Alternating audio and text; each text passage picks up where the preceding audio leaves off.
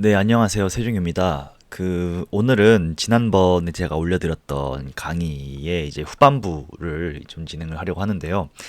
제가 지난번 강의로 모든 거를 다 끝내려고 했다가 또 막상 설명을 하다 보니까 제가 원래 생각했던 시간 내에 끝내지를 못했습니다. 시간도 너무 늦고 그래가지고 오늘은 좀 어제보다 더 나은 컨디션으로 제가 아직 더 얘기를 해드리지 못했던 것들, 이제 특히 오늘은, 그러니까 어제는 조금 더 일반적인 내용들, 그러니까 수능 국어가 어떻게 출제되는가에 대한 일반적인 내용들을 얘기를 했다면, 오늘은 이제 독서와 문학으로 나눠서 좀 더 구체적으로 우리가 이 파트를 어떻게 해결해야 되는가에 대해서 얘기를 좀 해보겠습니다.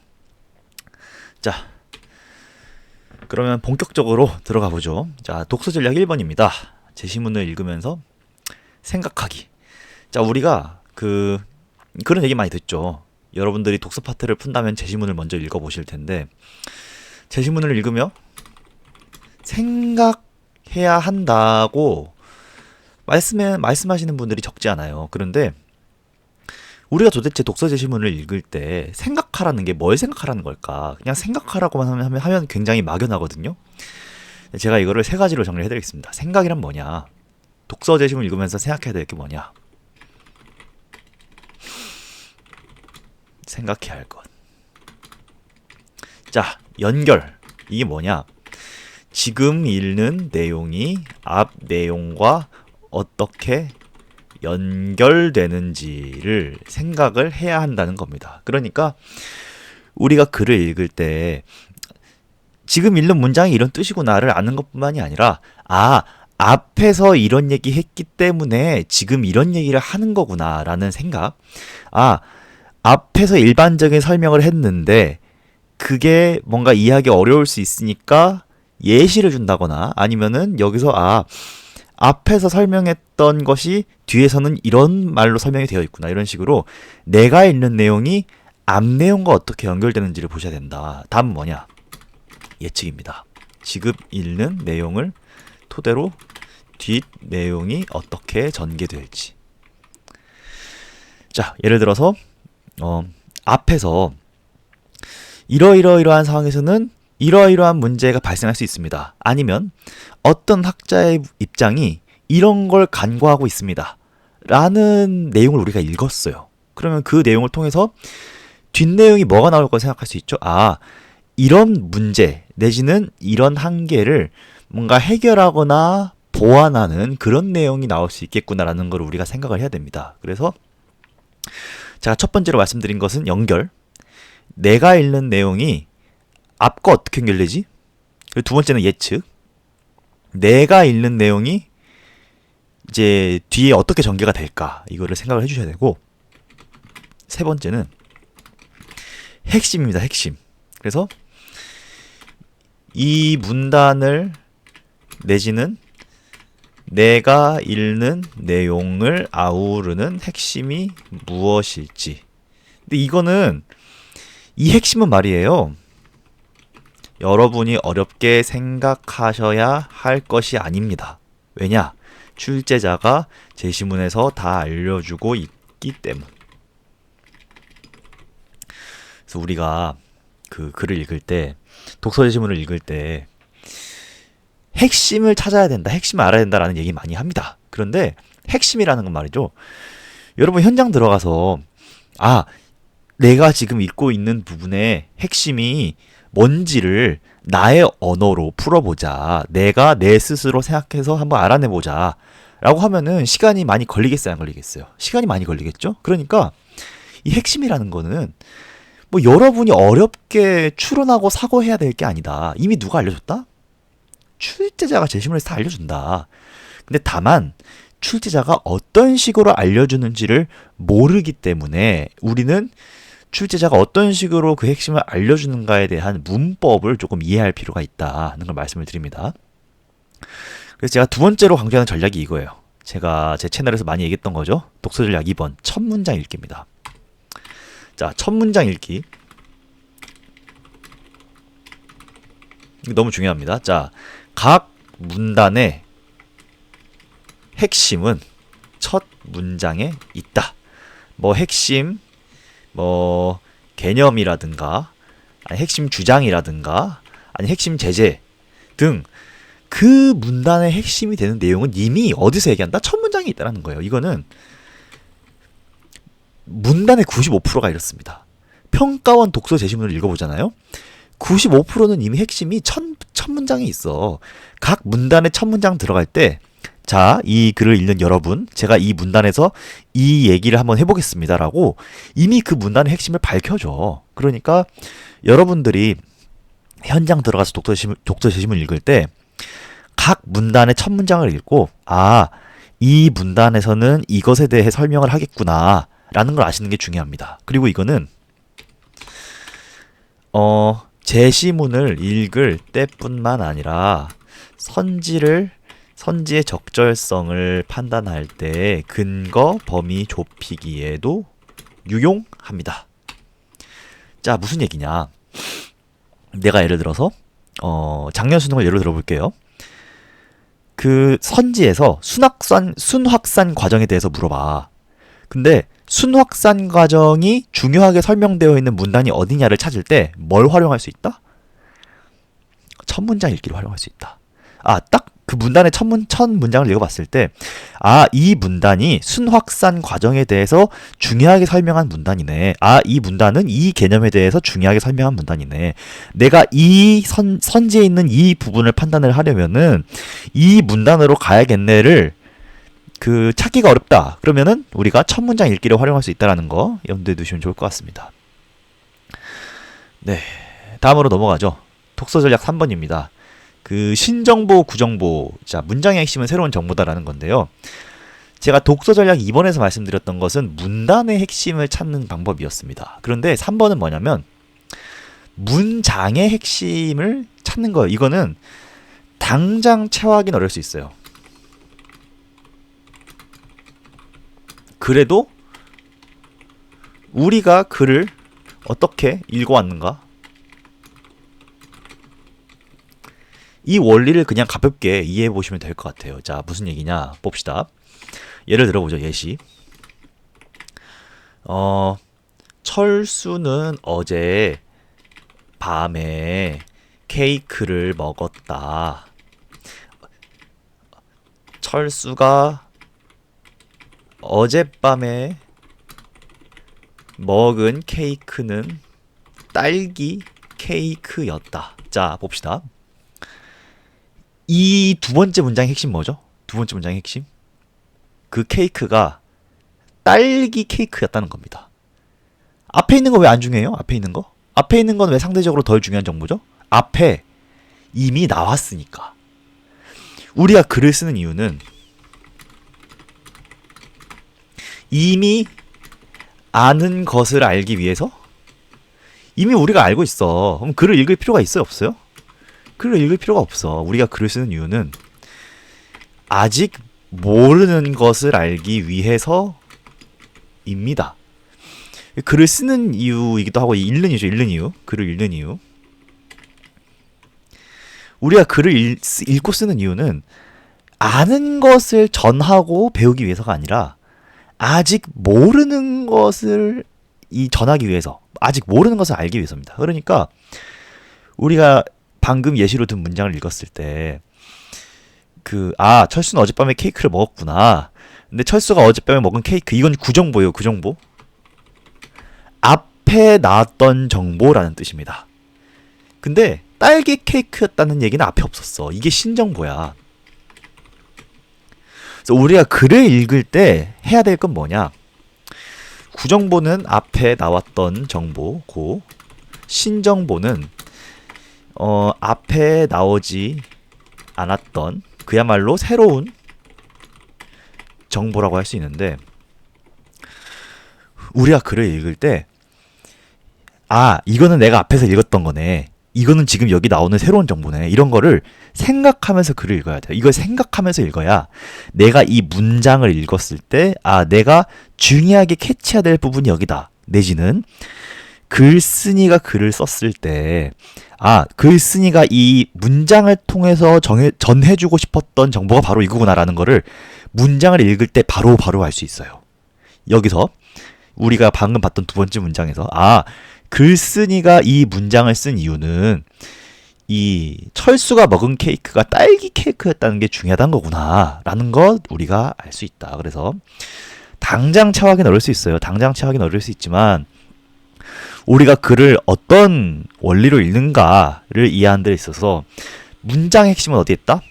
새로운 정보에 있다. 그래서 글을 읽을 때 새로운 정보에 계속 주목하는 습관을 들여주시면 좋겠습니다. 자,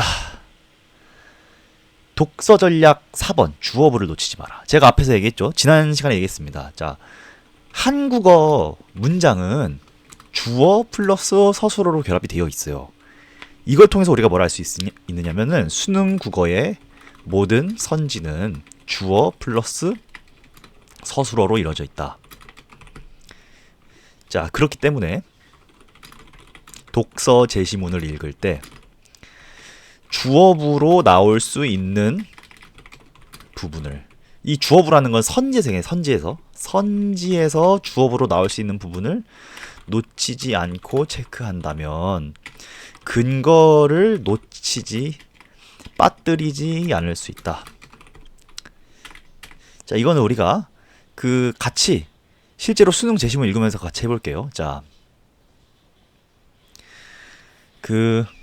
이 문단입니다. 개화당의 한 인사가 제시한 개화 개념은, 자, 개화당의 한 인사를 설명했습니다. 이 사람의 개화 개념을 얘기를 해요. 선지에서 개화당의 한 인사의 개화 개념 물어보면 어디로 가야 된다? 여기로 오면 된다. 주어부를 빠뜨리지 말아야 돼요. 내가 이 제시문을 읽을 때 이거 물어보면 여기로 가야지, 이거 물어보면 저기로 가야지, 이거를 우리가 계속 유념하면서 글을 읽을 필요가 있다. 달리 말하면 우리가 문제를 푸는 학생의 입장에서가 아니라 좀 더 문제를 뭔가 설계하고 출제하는 출제자의 입장에서 이 제시문을 읽어보자는 거예요. 자, 개화당의 한 인사가 제시한 개화 개념은, 자, 성문화된 규정에 따른 대민 정치에서의 법적 처리 실현 절차 등, 자, 서양 근대 국가의 통치 방식으로의 변화를 내포하는 것이었다. 뭐가 좋다라는 거예요? 서양 근대 국가의 통치 방식이 좋다라는 건데, 자, 그는 누구죠? 개화당의 한 인사. 개화당의 한 인사에 대한 설명이 이어져요, 안 이어져요? 계속 이어지고 있어요. 그러니까 여기까지 이 대상에 대한 설명이 넓어지고 있구나 보시면 됩니다. 자, 개화 실행 주체를 여전히 왕으로 생각했다. 여전히.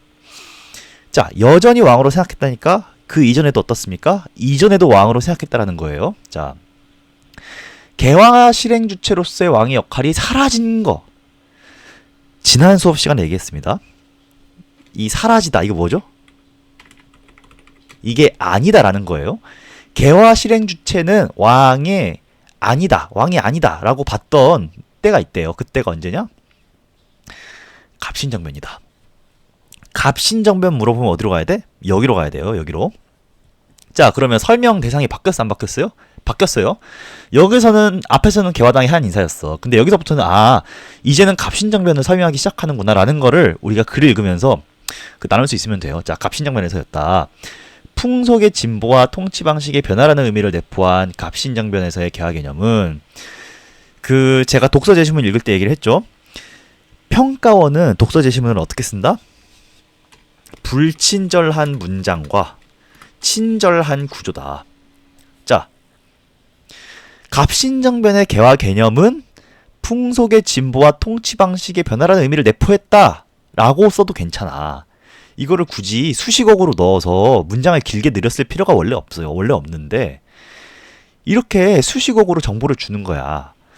근데 6월 9월 모의평가보다 수능의 제시문을 출제할 때 이렇게 더럽게 문장을 쓴 제시문이 상대적으로 더 많아요. 제 경험적으로 그래요. 경험적으로 그렇기 때문에 여러분들이 수능 현장에 들어갔을 때 왜 제시문이 안 읽히지? 당할 필요가 없다. 애초에 평가원이 그렇게 쓴 거예요. 제가 이거 어디서 끊어 읽으면 되는지 알려드렸죠? 어디서 끊어 문장을 어디서 끊어 읽어야 하느냐. 전체 문장의 주어부에서 끊어 읽으면 된다. 자, 이거 전에 설명했습니다. 자, 풍속의 진보와 통치 방식의 변화라는 의미를 내포한 갑신정변의 개화 개념은까지 읽었을 때, 여기까지 읽었을 때, 아, 이 문장은 뭐에 대해 설명하는 문장이에요? 갑신정변의 개화 개념에 대해 설명하는 문장이에요. 이게 전체 문장의 주어부예요. 그러니까 여기서 끊어 읽으면 돼. 여기 앞에 정보가 하나 들어가 있는 거예요. 자, 통치권에 대한 도전으로 뿐 아니라니까 앞에 것도 있고 뒤에 것도 있습니다. 자, 개인의 사역을 위한 것으로 표상되었다. 자, 이후 개화 개념은 이후. 앞에서 뭐 설명했어요? 앞에선 갑신정변이야. 근데 뒤에는 이후래, 이후. 그러면 내가 설명하려는 대상 내지는 범주가 바뀌었어, 안 바뀌었어요? 바뀌었어요. 앞에는 갑신정변이었는데 그 다음엔 그 이후야. 그 이후니까 아, 지금 다른 정보를 우리에게 주려고 하는 거구나라는 걸 알 수 있습니다. 자, 이후의 개화 개념은 자, 국가 구성원을 조직하고 동원하기 위해 부정적 이미지에서 벗어나야 했다. 벗어나는 거는 이다야 아니다예요? 아니다. 벗어나야. 아니려고 했대. 아니려고 했는데 뭐에서? 부정적 이미지에서. 자, 생각해 봅시다. 부정적 이미지에서 벗어나야 했다라는 것은 부정적 이미지가 있었다는 거예요? 없었다는 거예요? 있었다는 거죠. 자, 그럼 우리가 그 글을 읽을 때, 자, 앞에서 얘기했죠? 연결해야 돼, 연결. 내가 지금 읽는 내용이 앞 내용과 어떻게 연결되는지 생각해야 돼요. 부정적 이미지에서 벗어나야겠대. 근데 그러면 앞에 부정적인 얘기가 있었다, 없었다? 있었다. 통치권에 대해 도전하는 거고 이게 개인의 사역을 위한 거래. 그러니까 우리가 맥락상 아, 이게 뭔가 당대 사람들에게 부정적 이미지로서 받아들여진 걸 수 있겠다라는 거 생각할 수 있으면 돼요. 좋습니다. 최근 평가원 독서는 맥락 읽기를 정말 중요하게 물어봐. 만약에 여기서 뭐 밑줄을 쳐놓고 이 부정적 이미지에 대한 거 물어봤으면은 앞에 봤으면 돼. 어떤 얘기인지 알겠죠? 이런 식으로 최근 평가원에서는 핵심과 더불어 맥락 읽기를 정말 중요하게 생각하기 때문에 맥락을 잘 읽는 연습하셔야 됩니다. 자, 6일주는 제가 이거 왜 표시한다고 그랬죠? 6일주 물어보면 여기로 가야 된다. 자, 서유견문을 저술하며 서유견문 물어보면 여기로 가야 된다. 자, 저술하며 개화 개념에 더 씌워진 부정적 이미지를 떼어내고자 했다. 이거 아니답니다. 굳이 표시는 안 할게요. 자, 이후 간행된 이후가 또 나왔어. 그러면은 설명 대상이 잘려 안 잘려요? 잘려. 앞에는 그 6일준에 대해서 얘기를 했죠. 갑신정변 이후고 6일준을 얘기했어. 근데 또 그 이후야. 또 그 이후니까 아, 또 다른 거 설명하겠다라는 걸 알 수 있습니다. 이후 간행된 대한매일신보 등의 개화 개념. 대한매일신보 물어보면 여기로 가면 돼요. 실제로 출제됐습니다. 자, 국가 구성원 전체를 실행 주체로 하여 근대국가 주권을 향해 그들을 조직하고 동원하는 것을 의미했다. 자, 지금 제가 여기 왜 읽었냐? 주어부로 나오는 게 많아. 개화당의 한 인사, 뭐 갑신정변, 6일준, 서유견문, 대한매일신보 이런 거 많이 나오잖아요. 근데 주어부가 다양하게 나오는 제시문은 오히려 문제를 풀기 쉽다. 왜일까? 아니, 세종님, 주어부가 많으면 정보가 많은 것이고, 그럼 문제 풀기 어렵지 않나요? 라고 생각할 수 있어. 근데 아니요, 그렇지 않습니다. 주어부가 다양하게 나온다는 것은 주어부가 자, 수능국어 뭐라 그랬어요? 수능국어? 수능국어 뭐 하는 시험이다? 제가 지난 시간에도 강조했습니다. 수능국어는 근거 찾기야, 근거 찾기. 근거 찾는 시험이에요. 근데 주어부가 다양하게 나와. 주어부가 다양하게 나온다는 것은 각각의 주어부가 설명되어 있는 범위가 넓어요, 좁아요? 넓어요, 좁아요? 제시문의 길이는 한정돼 있어. 제시문의 길이는 한정되어 있는데 설명해야 할 주어부가 많으면 뭐가 좁겠어요? 근거 범위가 좁아질 수밖에 없어. 어떤 얘기인지 알겠죠? 자, 뭐 예를 들어 뭐 6일준에 대해서 물어봤다. 그러면은 여기 말고 다른 데 근거가 있겠어요? 일단 기본적으로는 여기 읽고 푸는 거야. 그러니까 그 주어부가 다양하게 나오면은 이 주어부를 캐치하는 데는 좀 시간이 걸릴 수 있어. 근데 정작 문제를 풀 때는 문제가 쉬워. 왜냐? 근거 범위가 넓지 않기 때문에. 진짜 어려운 문제는요. 근거 범위를 좁히기가 어려운 문제예요. 근거 범위가 좁히기가 어려운 문제는 좀 우리가 풀기 힘들 수 있지만 오히려 그냥 정보량이 많고 주어가 많이 나오면은 근거 범위가 상대적으로 좁아질 수밖에 없기 때문에 우리가 문제를 수월하게 풀 수 있다. 그래서 여러분이 독서 제시문을 읽을 때 주어부를 놓치지 않는 연습. 특히 이거는 제가 단정은 못하겠지만 올해 수능에서도 주어부가 많이 나오는 제시문이 어렵게 출제될 가능성이 없지 않습니다. 없지 않기 때문에 이 주어부 놓치지 않는 연습을 꼭 해주셨으면 좋겠어요. 자, 개념어와 정의를 확인하라. 이거 뭐 당연한 얘기죠. 그 개념은 반드시 그 개념에 대한 정의를 함께 줍니다. 평가원 독서에서. 그래서 우리가 글을 읽을 때 이게 개념인데 이거에 대한 정의가 여기서부터 여기까지구나라는 거 알면 됩니다. 근데 이거는 간혹 정의를 수식어구로 줄 때의 유의. 이것만 좀 유의하면 돼요. 이를테면은 철수는 땡땡 초등학교 3학년 1반 35번 학생이다. 그 뭐 정의라고 말하기는 어렵겠지만 철수는 땡땡 초등학교 3학년 1반 35번 학생이다라고 그냥 정의를 줄 수 있어. 근데 이거는 평가원 스타일이 아니야. 평가 어떻게 주냐? 땡땡 초등학교 3학년 1반 35번 학생인 철수는 이렇게 줘요. 이렇게. 정의가 어디 걸려 있어? 정의가 수식어구에 걸려 있어. 수식어구에.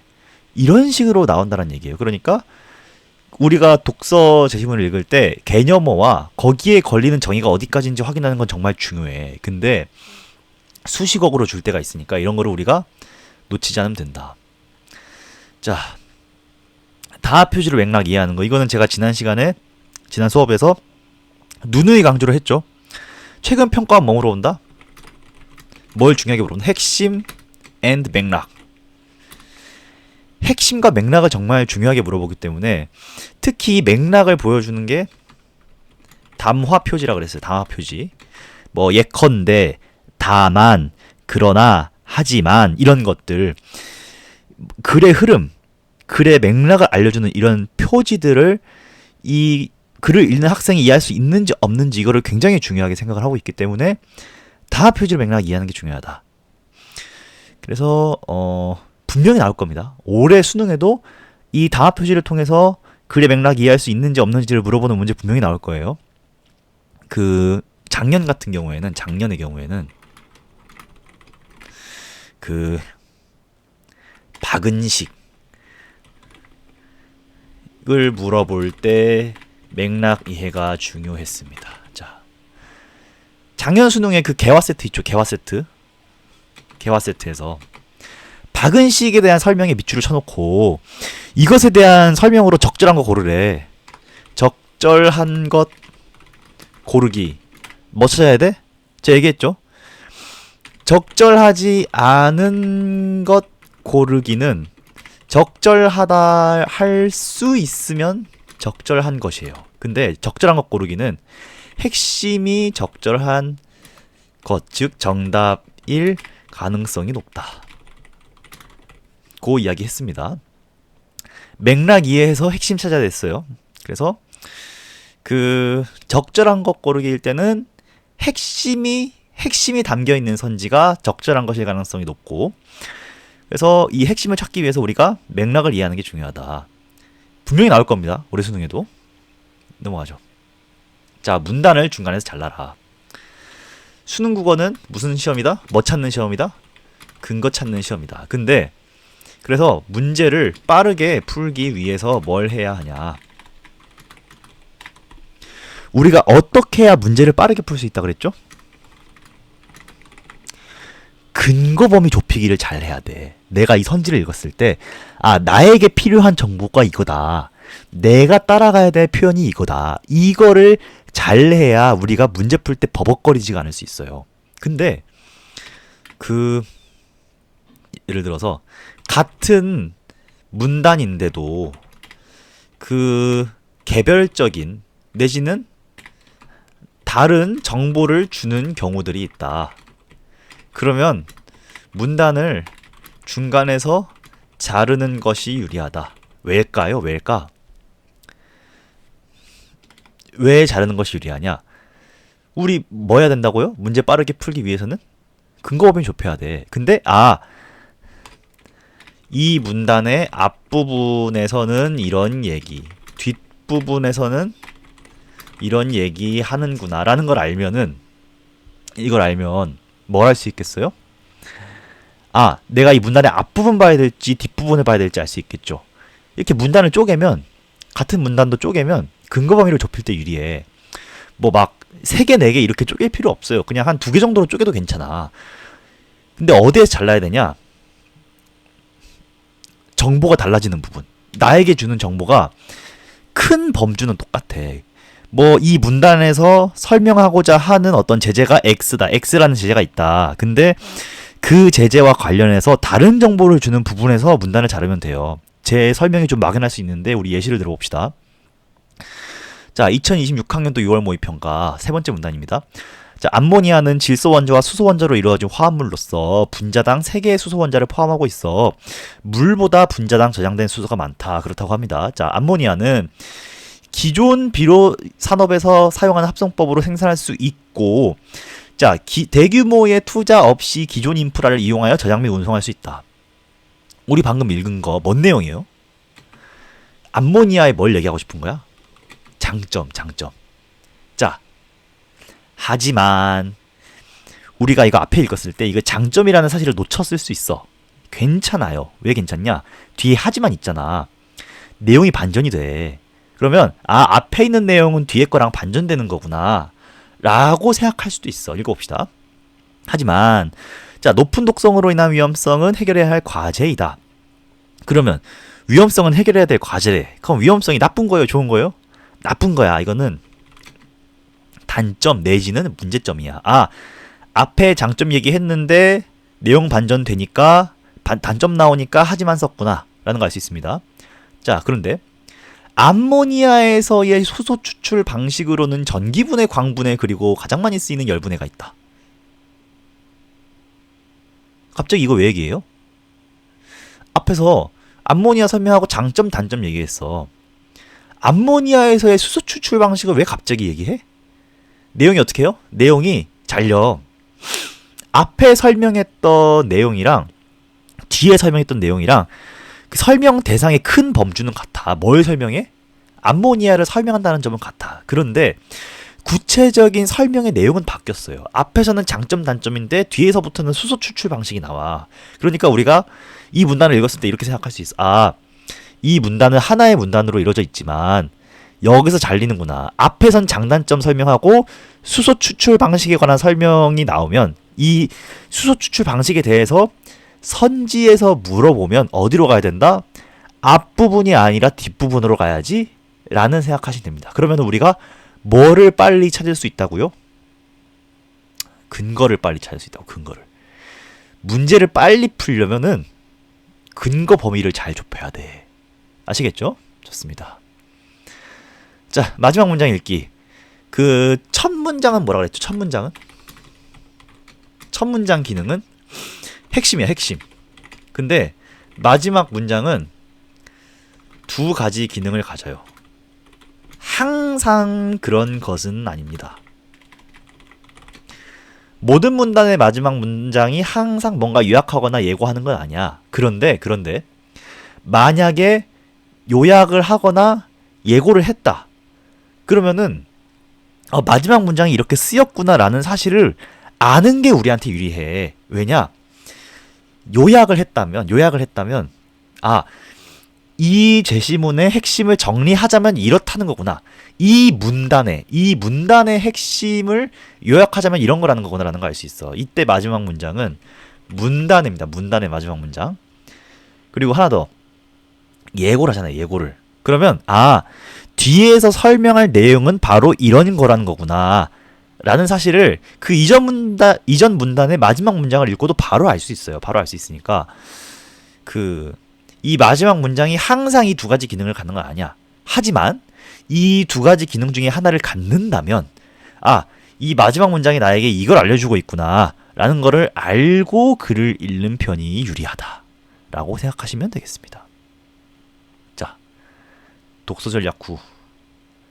반드시 나오는 출제요소. 여러분, 제가 얘기했죠. 우리 출제 논리 7번. 아니다는 반드시 출제된다.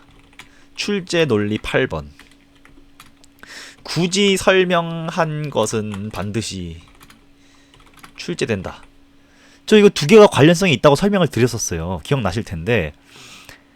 아니다는 굳이 우리가 무언가를 설명하기 위해 반드시 필요한 설명이 아니야. 무슨 얘기냐? 세계 최고의 축구 선수는 메시다라고 하면 되는데 평가원 어떻게 주냐? 호날두가 아니라 메시다라고 줘. 근데 이거 사실 없어도 돼요. 없어도 되는데 준 거야. 출제자가 왜 이렇게 제시문을 써요? 왜 이렇게 글을 써? 내려고. 아니다가 나오는 이유는 그래서 나오는 거예요. 그래서 아니다는 굳이 설명할 필요가 없는 거야. 굳이 설명할 필요가 없는데 굳이 설명한 거야. 그렇기 때문에 반드시 출제되는구나. 자, 독서전략 9번에서 제가 반드시 나오는 출제 요소로 두 가지 꼽았습니다. 하나는 예외. 자, 여러분. 예외도 굳이 설명할 필요가 있어요, 없어요?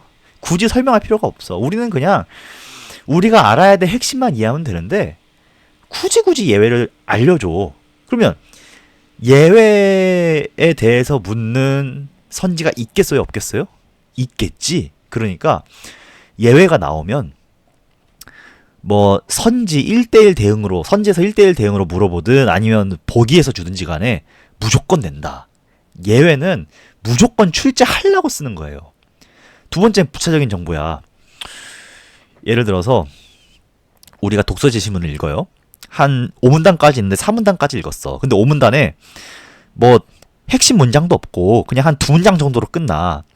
막 2문장 정도로 한 정보를 한 2개 정도 줬어요. 근데 굳이 설명할 필요가 없는 거야. 굳이 설명할 필요가 없는데 굳이 설명을 해줘.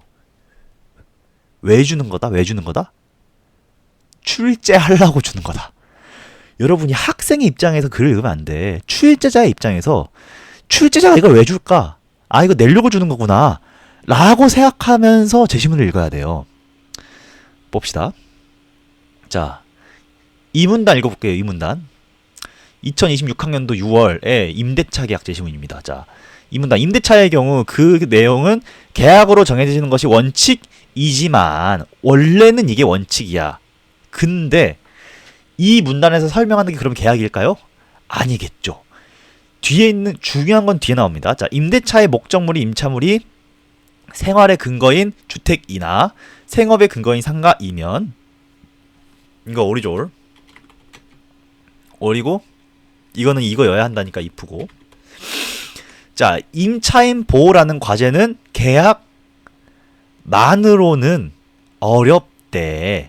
계약만으로는 어려우니까 이거 1문단에 설명 나오거든요. 원래는 계약으로 해야 되는데 계약만으로 안 되는 게 있어. 뭐가 필요해? 법률이 필요해. 이 문단 똑같아요. 계약만으로는 실현되기 어렵다. 이 문단은 그래서 뭘 얘기하고 싶은 거다? 계약 관계가 법률로 정해지는 경우를 얘기하고 싶습니다. 라는 게 출제자 의도예요. 그래서 뒤에 뭐가 나와? 그래서 법률이 나오잖아. 그죠? 계약보다 우선 적용되는 제도가 마련되어 있다. 뭐라는 거예요? 법률이라는 거예요. 법률. 자, 예컨대 계약으로 임대차 기간을 이 법들에 규정된 최단 존속 기간보다 짧게 정했더라도니까 이게 중요한 기준이야 아니야? 아니라는 거예요. 임차인에게는 최단 존속 기간이 보장된다. 한편을 줬어. 이게 뭐 하는 거예요? 새로운 정보를 주는 거야.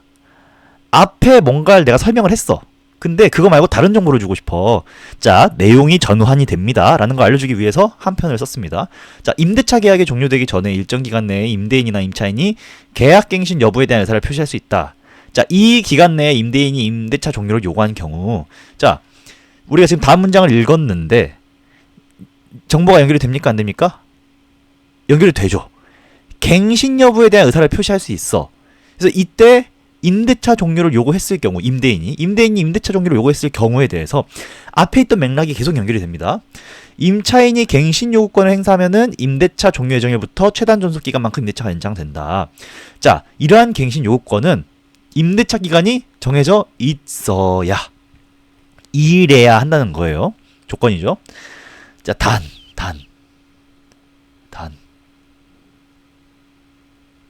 단은 왜 줄까요, 이거? 너무너무 중요해. 여러분 이거 알아야 돼. 단은 왜 줘? 단은 예외야. 예외.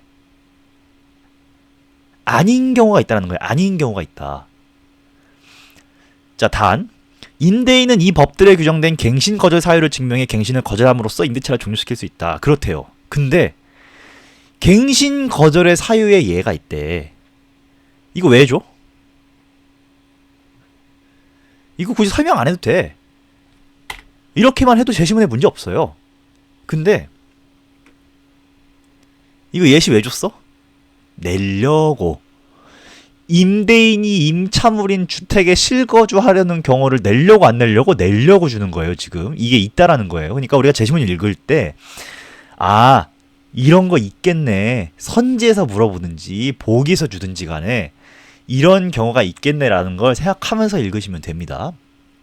자, 예외 내지는 부차적인 정보는 나온다, 안 나온다? 반드시 나온다. 독서에서 아니 안 낼 건데 쓰면은 제시문이 길어져요, 안 길어져요? 제시문이 길어져. 제시문이 불필요하게 길면은 욕 먹어요, 욕 먹어. 안 그래도 쓰는 국어 어려운데 왜 이렇게 제시문을 길게 씁니까? 욕을 먹어. 욕을 얻어먹기 싫으니까 쓴 건 반드시 내요. 제시문에 쓴 건 반드시 내니까. 특히 이 예외나 부차적인 정보는 반드시 나온다고 생각해 주시면 좋겠습니다. 자, 제시문의 두 종류가 있는데 글에는 뭐 이런 전개가 있고 이런 전개가 있다. 정말 다양하게 설명을 하지만 우리 다양하게 알아봤자 다 기억을 못해. 그쵸? 아니 우리가 지금 공부해야 될 게 얼마나 많아. 여러분 지금 국어만 공부하는 거 아니잖아요. 그러니까 딱 두 개만 기억합시다. 제시문은 나열식 전개가 있고 논리적 전개가 있어요. 지금 제가 이걸 얘기 드리는 의도는 뭐냐면은 나열 혹은 논리, 반드시 나열 아니면 논리라는 얘기는 아니다. 그러니까 이 제시문은 나열만 했어요. 이 제시문은 논리적으로만 전개했어요. 이게 아니란 얘기야. 근데 적어도 우리가 문제를 풀 때 이 문단은 뭔가 정보를 나열하고 있구나. 이 정보는 나에게 논리적인 이해를 요구하고 있구나 라는 거를 여러분이 글을 읽으면서 아셨으면 좋겠어요. 그때 우리가 푸는 법이 달라. 얘는 우리가 나열식으로 전개되어 있다는 거 어떻게 할 수 있을까? 얘는 정보가 끊깁니다. A 설명하고 B 설명하고 C 설명하고 D 설명을 해. 다 다른 내용에 대해서 설명을 해요. 그러면은 주어부만 잘 찾으면 돼. 주어부를 잘 표시해 두면은 문제 풀 때 어렵지가 않아요. 오히려 정보량이 많은 제시문, 정보량이 많은데 다 다른 것에 대해서 설명하고 있는 제시문이 오히려 문제 풀기 쉬워. 왜? 제가 앞에서 뭐라 그랬죠? 근거 범위가 좁아지기 때문에. 그래서 오히려 나열식 전개 제시문이 나오면은 근거 범위가 좁아질 수밖에 없기 때문에 문제가 오히려 쉬워질 수 있다. 자, 논리적 전개는 뭐냐? 정보가 연결됩니다. 앞에서 A를 설명했잖아. 그러면은 계속 A에 대해서 설명을 해. 나열식 전개는 계속 다른 거 설명하는데 논리적 전개는 계속 A에 대해서 설명을 해요. 뭐 작년 6월 모의평가에 출제된 이제 도덕 문장을 예로 들어봅시다. 계속 도덕 문장에 대해서 얘기를 해. 왜냐? 이게 그 도덕 문장에 대한 어떤 주장을 논리적으로 설명하기 위해서 도덕 문장이라는 이 핵심 개념이 계속 나올 수밖에 없는 거예요. 그래서 논리적 전개는 정보가 계속 연결이 됩니다. 그래서 여기서는 개념을 놓치면 안 돼. 개념을 절대로 놓치면 안 되고, 담화 표지. 담화 표지를 통해서 이 문장이 지금 여기 왜 나오지? 예시로 나온 건가? 근거인가? 앞에 있는 내용 정리하는 건가? 제시문 흐름 반전되나? 이런 거 봐야 돼. 그래서 나열식 전개에서는 여러분 주어부 찾는 게 굉장히 중요하고, 논리적 전개에서는 개념 놓치면 안 됩니다. 개념이랑 그 개념 정의, 그리고 담화 표지를 통해서 글의 흐름 이해하시는 게 중요하다. 그리고 앞서 말씀드렸지만 나열 아니면 논리란 얘기는 아니에요. 이 제시문은 나열만 썼네요. 이 제시문은 논리만 썼네요. 그런 제시문은 없어. 그런 제시문은 없지만 적어도 우리가 전략은 다르게 가져갈 필요가 있다. 자, 독서 전략 11번. 이해의 추론 유형은 전후 맥락이다. 이거는 제가 지난 시간에 설명을 했었어요. 그 풀이 전략 5번. 풀이 전략 5번. 좌측 화면 보시면은 풀이 전략 5번. 기호는 전후 맥락이라 그랬어요. 볼드, 밑줄, 인용 있으면 일단 전후 맥락을 읽고 풀어야 됩니다. 이해 추론도 마찬가지예요. 전후 맥락을 읽고 푸셔야 된다. 뭐 당연한 얘기라서 넘어가고요. 12번. 비판 유형은 비판 주체, 비판 대상을 함께 고려하라. 자, 무슨 얘기냐? 비판 유형에서 적절한 선지는 비판 주체의 입장과 비판 대상의 입장이 정확하게 들어가 있어야 합니다. 즉, 달리 말하면 모순되지 않아야 한다는 거예요. 비판 주체의 입장을 고려했을 때 모순되는 게 없어야 돼. 그리고 비판 대상의 입장을 고려했을 때 모순되지 않아야 돼. 네, 예를 들어볼게요. 자, 세종이 이렇게 하겠습니다. 킹 세종이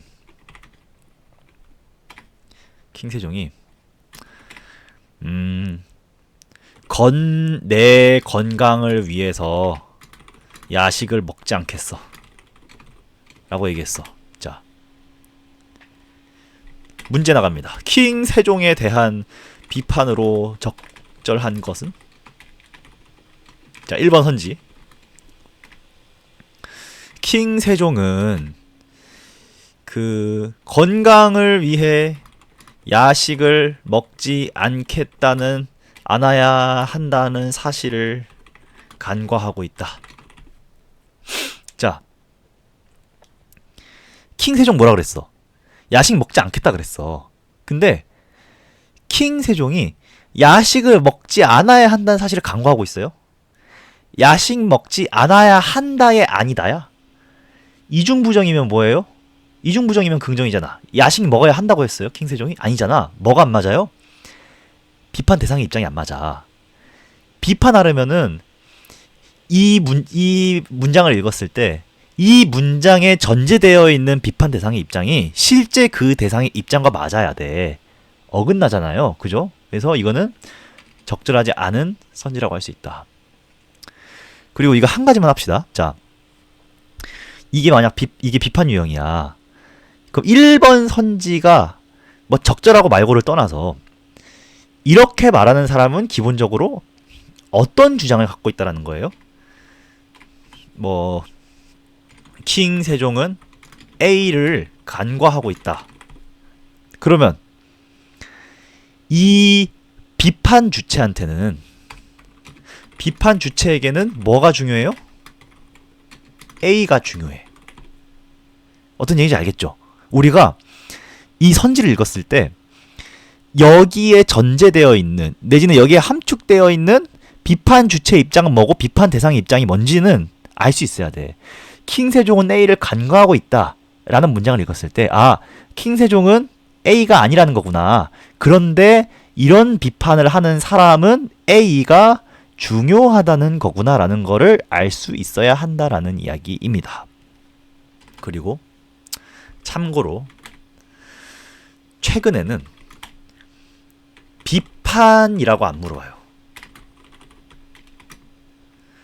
돌려 말합니다. 돌려서 물어봅니다. 평가, 판단, 할 말로 옳은 것은? 이라고 물어봐요. 왜일까? 자, 최근 평가원은 아무 생각 없이 기계적으로 문제 푸는 학생 좋아하지 않는다 그랬어요. 그래서 학생으로 하여금 뭘 하게 하느냐? 학생 스스로 생각하게끔 만들어. 어떤 얘기인지 아시겠죠? 그러니까 예를 들어서 제가 지금 비판 유형을 가르쳤잖아. 비판 유형을 가르쳤잖아요. 그러면은 비판 주체 입장, 비판 대상 입장 봐야지. 이런 거 모순이네. 이거 적절하지 않네. 이런 식으로 기계적으로 푸는 거 별로 안 좋아해. 그래서 항상 뭔가 어떤 세심하게 꼬여있는 부분이 있어. 원래는 비판이라고 물어봐도 돼. 킹 세종에 대한 비판으로 적절한 것은? 이라고 물어보면 되는데 뭐라고 물어봐? 평가라고 물어봐. 판단이라고 물어봐. 할 말로 옳은 것은? 이라고 물어봐. 이거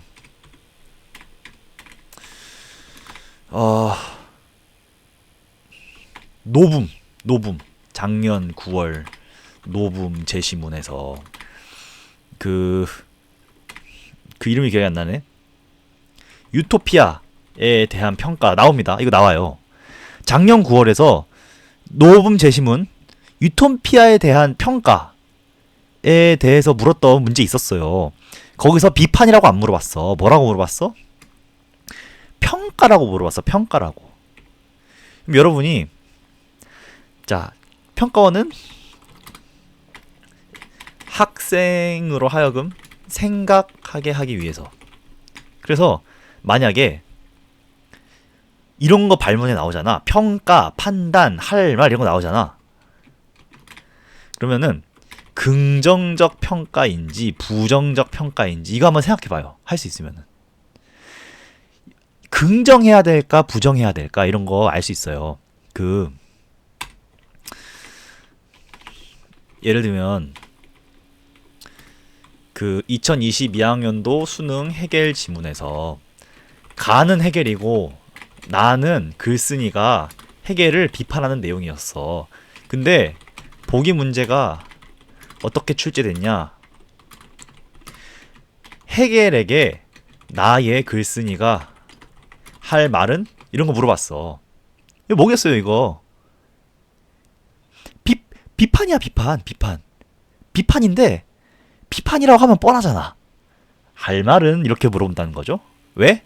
학생으로 하여금 생각하게 하기 위해서. 그래서 뭐 평가, 판단, 할 말 이런 말 나오면은 혹시 이거 긍정적이거나 부정적 평가 아닐까? 그리고 많이 나오는 건 뭐다? 많이 나오는 건 이거다. 부정적 평가다라는 거 알아주시면 좋겠습니다. 나올 수 있을 것 같아. 이거는 제가 확신은 못하겠는데 뭐 꼭 비판 유형으로 내진 않더라도 이게 비판인지 아닌지 이해하라는 문제는 꼭 있을 것 같아요. 독서 제시문에. 그래서 지금 제가 말씀드렸던 부분 기억해 주시면 좋겠습니다. 자, 다음에 독서 전략 13번 보기 유형 사례 1번입니다. 보기 유형은 크게 두 가지가 있어요. 사례랑 옆에 봅시다. 좌측화면 사례랑 제3의 입장이 있는데 사례는 세부적으로 두 가지가 있어요. 제시문에서 설명한 것에 정확하게 대응하는 각각의 사례를 주거나 아니면은 정확히 대응하지 않는 사례를 주는 경우들이 있거든요. 자, 정확히 대응하는 사례를 봅시다. 자, 2025학년도 수능이에요. 자, 대법원은 실명을 거론하는 경우는 물론이니까 앞에 것도 있고 뒤에 것도 있다. 근데 이 제시문이 어떤 내용이었냐면요. 사이버 공간에서 명예훼손을 저지른 사람한테 법적 책임 물을 수 있는가? 그 사람 법적으로 처벌할 수 있는가를 물어봤어. 실명을 거론하면은 처벌할 수 있다는 거야, 없다는 거요? 있다는 거야. 실명을 거론하지 않았더라도잖아, 그지? 그러면 실명 거론 여부와 무관하게 처벌할 수 있는 경우가 있다, 없다? 있다라는 겁니다. 자, 주위 사정을 종합할 때 지목된 사람이 누구인지를 제3자가 알 수 있는 경우에는 명예훼손이나 모욕에 대한 가해자의 법적 책임이 성립한다고 판시해왔다. 자, 그러면 원래는 실명을 거론했을 때만 처벌해. 근데 아닌 경우도 있다라는 거예요. 실명을 거론하지 않았지만 이러면은 성립한대. 자, 지금 제가 뭔 얘기할 거냐? 출제자가 굳이 설명해 준 거. 예외, 부차적인 정보 나온다 안 나온다? 나온다고요. 이거 예외야, 예외. 예외 내지는 부차적인 정보라고 볼 수가 있어요. 왜냐? 원래 우리가 상식적으로는 실명을 거론했을 때만 처벌을 해야 될 것 같아. 그런데 그러지 않았더라도 이런 경우에는 성립한대. 그러면 지목된 사람이 누구인지를 알 수 있는 경우가 나온다 안 나온다?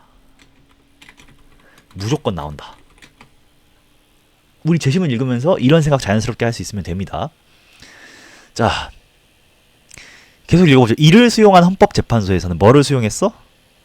뭐를 수용했어? 대법원을 수용했어. 그러니까 헌법재판소는 기본적으로 누구 입장 수용했어요? 대법원의 입장을 수용했다라는 거. 자, 인터넷 아이디와 관련된 명예훼손 모욕 사건의 헌법소원에 대한 결정을 내린 바 있다. 자, 이 결정에서 다수 의견은 자, 인터넷 아이디만을 알 수 있을 뿐 그 사용자가 누구인지 제3자가 알 수 없다면 아니다죠. 없다면 자, 피해자가 특정되지 않아 명예훼손이나 모욕에 대한 가해자의 법적 책임이 성립하지 않는다. 즉 누구인지 알 수 있다면 성립을 해. 근데 알 수 없다면 성립 안 한다 라는 거예요. 자, 반면 인터넷 아이디는 가상 공간에서 성명과 같은 기능을 하므로 반면이니까 대조예요. 대조. 어떻게 대조되는지 알아야 돼. 자, 가상 공간에서 성명과 같은 기능을 한대요. 하므로 제3자의 인식 여부가 법적 책임의 근거가 될 수 없다는 소수 의견도 제시되었다. 그럼 여기서 어려운 질문 하나만 해봅시다. 소수 의견에 따르면 인터넷 아이디만을 언급했고 제3자가 누군지 알 수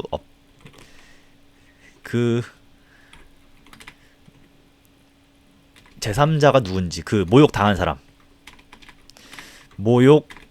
당한 사람이 누군지 제3자가 알 수 없다면 가해자의 법적 책임이 성립합니까? 제3자의 인식 여부가 법적 책임의 근거가 될 수는 없대. 그러면 모욕당한 사람이 누군지 알 수 없다면 그리고 인터넷 아이디만 언급했다면 성립을 합니까? 성립하죠. 자, 무슨 얘기냐?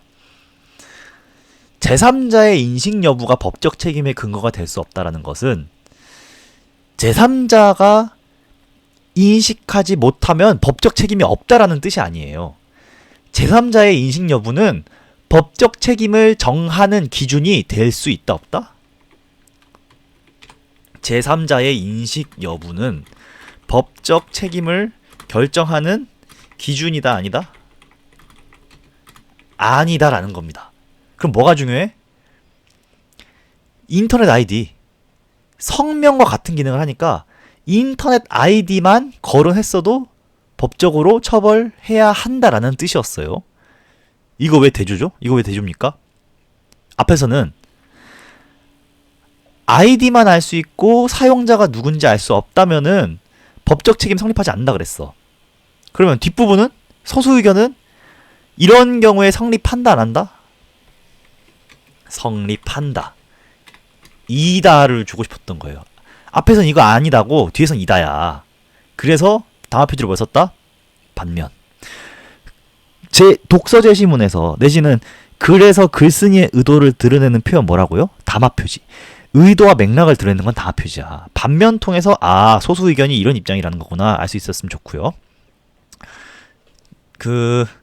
정확히 대응하는 각각의 사례를 주는 경우라 그랬죠. 그 보기가 있었어요. 16번.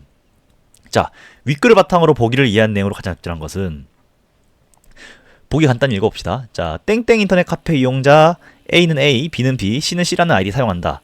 A 소문자 B, 소문자 C 다 뭐라고요? 아이디. A 대문자 A, B, C는 실명이죠. 실명. 자, 박사학위 소지자인 A는 어떤 전시관의 해설사이고 B는 같은 전시관에서 물고기 관리를 혼자 전담한다. 자, 이 전시관의 누리집에는 직무별로 담당자가 공개되어 있다. 이거 왜 줘요? 누리집에는 직무별 공개되어 있다. 이거 왜 줘요? 왜 줄까? 생각할 수 있으면 돼.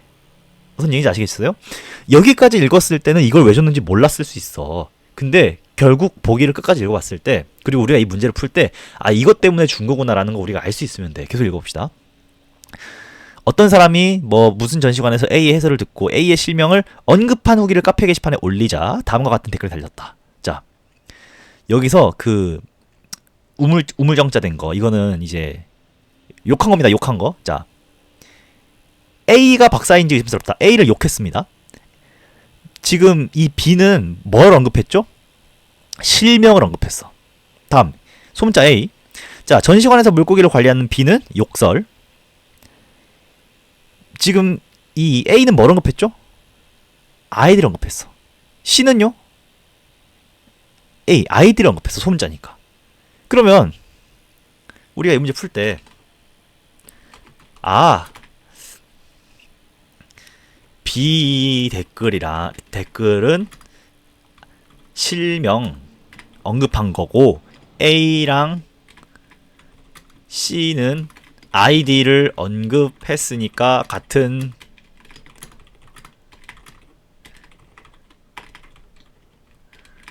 라고 생각하면 돼, 안 돼? 안 된다라는 거예요. 아니, 같은 케이스면 왜 굳이 두 개를 줘요? 응? 왜 굳이 두 개를 줘? 다 다른 케이스니까 세 개를 줬겠지. 아시겠죠? 그니까 이게 아니라 뭐라고 생각했어야 됐었냐? A랑 C는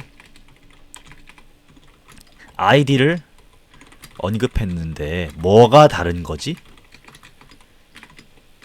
이 생각을 했어야 됐습니다.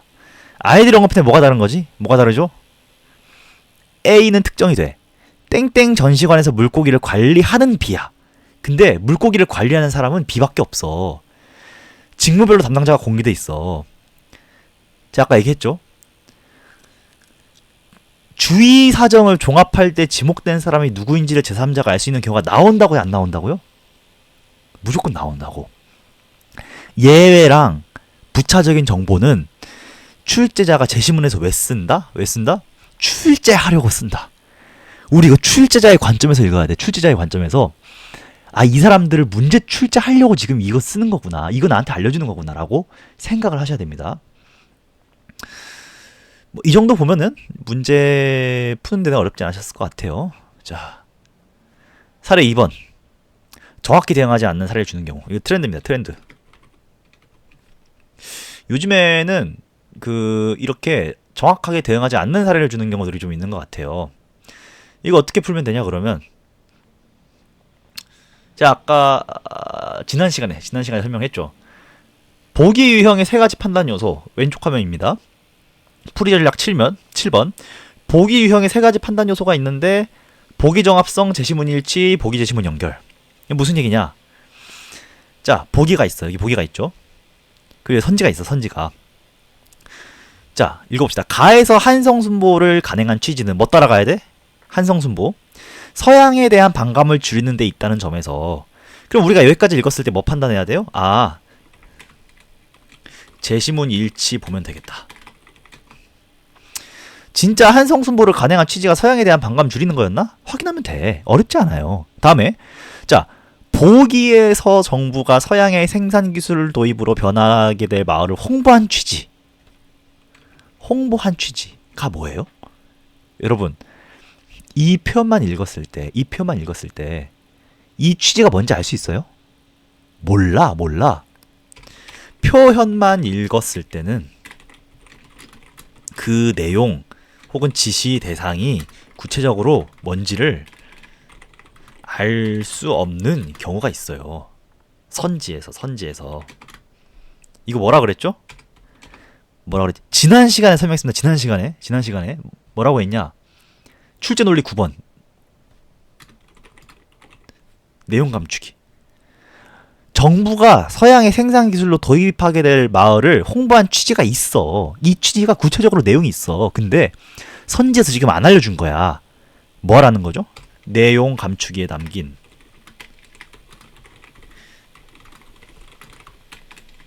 이거 제가 뭐라 그랬죠? 네가 찾아와라. 취지가 있으니까 보기에서 이거를 찾아보라는 거예요. 뭡니까? 자, 그 정부는 마을 사람들을 독려하기 위해 마을의 역량으로 달성하는 미래상을 지속적으로 홍보했다. 홍보했다. 홍보했다. 표현이 겹치면 근거. 홍보했대. 홍보했대. 자, 여기서 무슨 판단해야 되느냐? 아, 일단 기본적으로 여기서 시작한다. 표현이 겹치니까 이거 읽고 풀라는 거구나. 근데 자, 독려하기 위해서 마을의 역량으로 달성할 수 있는 미래상을 지속해서 홍보했대요. 마을 사람들을 독려하기 위해서. 근데 앞에 이해가 걸려 있어. 앞이랑 뒤랑 맥락이 연결이 돼야 안 돼요? 연결이 돼. 앞에 게 어떤 원인이 있고 이게 결과야. 근데 앞에 봅시다. 자, 마을 사람들은 정책의 필요성에 공감하면서도 뭐가 없었대? 발전을 이뤄낼 수 있다는 확신이 부족했대. 그러면 그래서 이 사람들에게 확신을 주기 위해서 홍보를 했다는 거죠. 1번 선지 다시 읽어봅시다. 자, 한성순보는 서양에 대한 반감을 줄이는 거였어. 근데 보기에서 마을을 홍보한 취지는 서양에 대한 반감을 줄이는 거였어요. 뭐라 그랬어? 정책의 필요성에 공감한다 그랬어. 이거 정책이 뭐냐? 서양의 생산기술 도입하는 거잖아요. 정책의 필요성에 공감을 해. 그러면은 얘가 뭐랑 달라? 반감이랑 달라. 이다 아니다야. 공감이 이다면 반감은 아니다야. 이 이다 아니다가 보여요? 출제자는 애매한 거 물어보지 않아. 확실한 거 물어봐요. 홍보한 취지와 부합을 합니까? 부합하지 않죠. 적절하지 않습니다. 그래서 답이 1번이었어요. 여러분, 이 문제 푸는 거 어려워요? 어렵지 않아. 그냥 출제자가 하라는 거 하면 돼요. 앞에서 제시문에 대한 내용이 있으니까 제시문 일치 보고, 뒤에서 보기에 대한 내용이 있으니까 보기 읽어봐야 되는데, 여기 보니까 내용 감추기가 있네. 서양의 생산기술 도입으로 변하게 될 마을을 홍보한 취지가 뭔지 이 선지만 읽어서는 구체적으로 모르겠네. 내용 감추기를 냈으니까 우리 뭐 해야 된다? 네가 찾아봐라. 아, 내가 취지를 찾아봐야겠다. 찾았죠? 어떻게 찾았죠? 홍보했다. 홍보했다. 표현이 겹치면 근거다. 근데 그거 왜 정부가 홍보를 했냐? 발전을 이뤄낼 수 있다는 확신이 부족해서. 근데 이 사람들이 정책의 필요성에 공감했어. 이 정책이 서양 기술을 도입하는 거였어요. 공감은 반감이 아니야. 공감은 반감이 아니야. 이게 이다고 이게 아니다야. 아, 그래서 부합하지 않는구나. 어렵지 않아요? 우리가 문제를 논리적으로 푼다라는 것은 해설이 논리적이라는 게 아니야. 그러니까 뭐 제시문에 이런 게 있었으니까 이 선지는 옳습니다. 이거는 논리적인 해설일 수 있어도 논리적인 풀이는 아니야. 논리적인 풀이라는 건 뭐냐면요. 논리적인 풀이는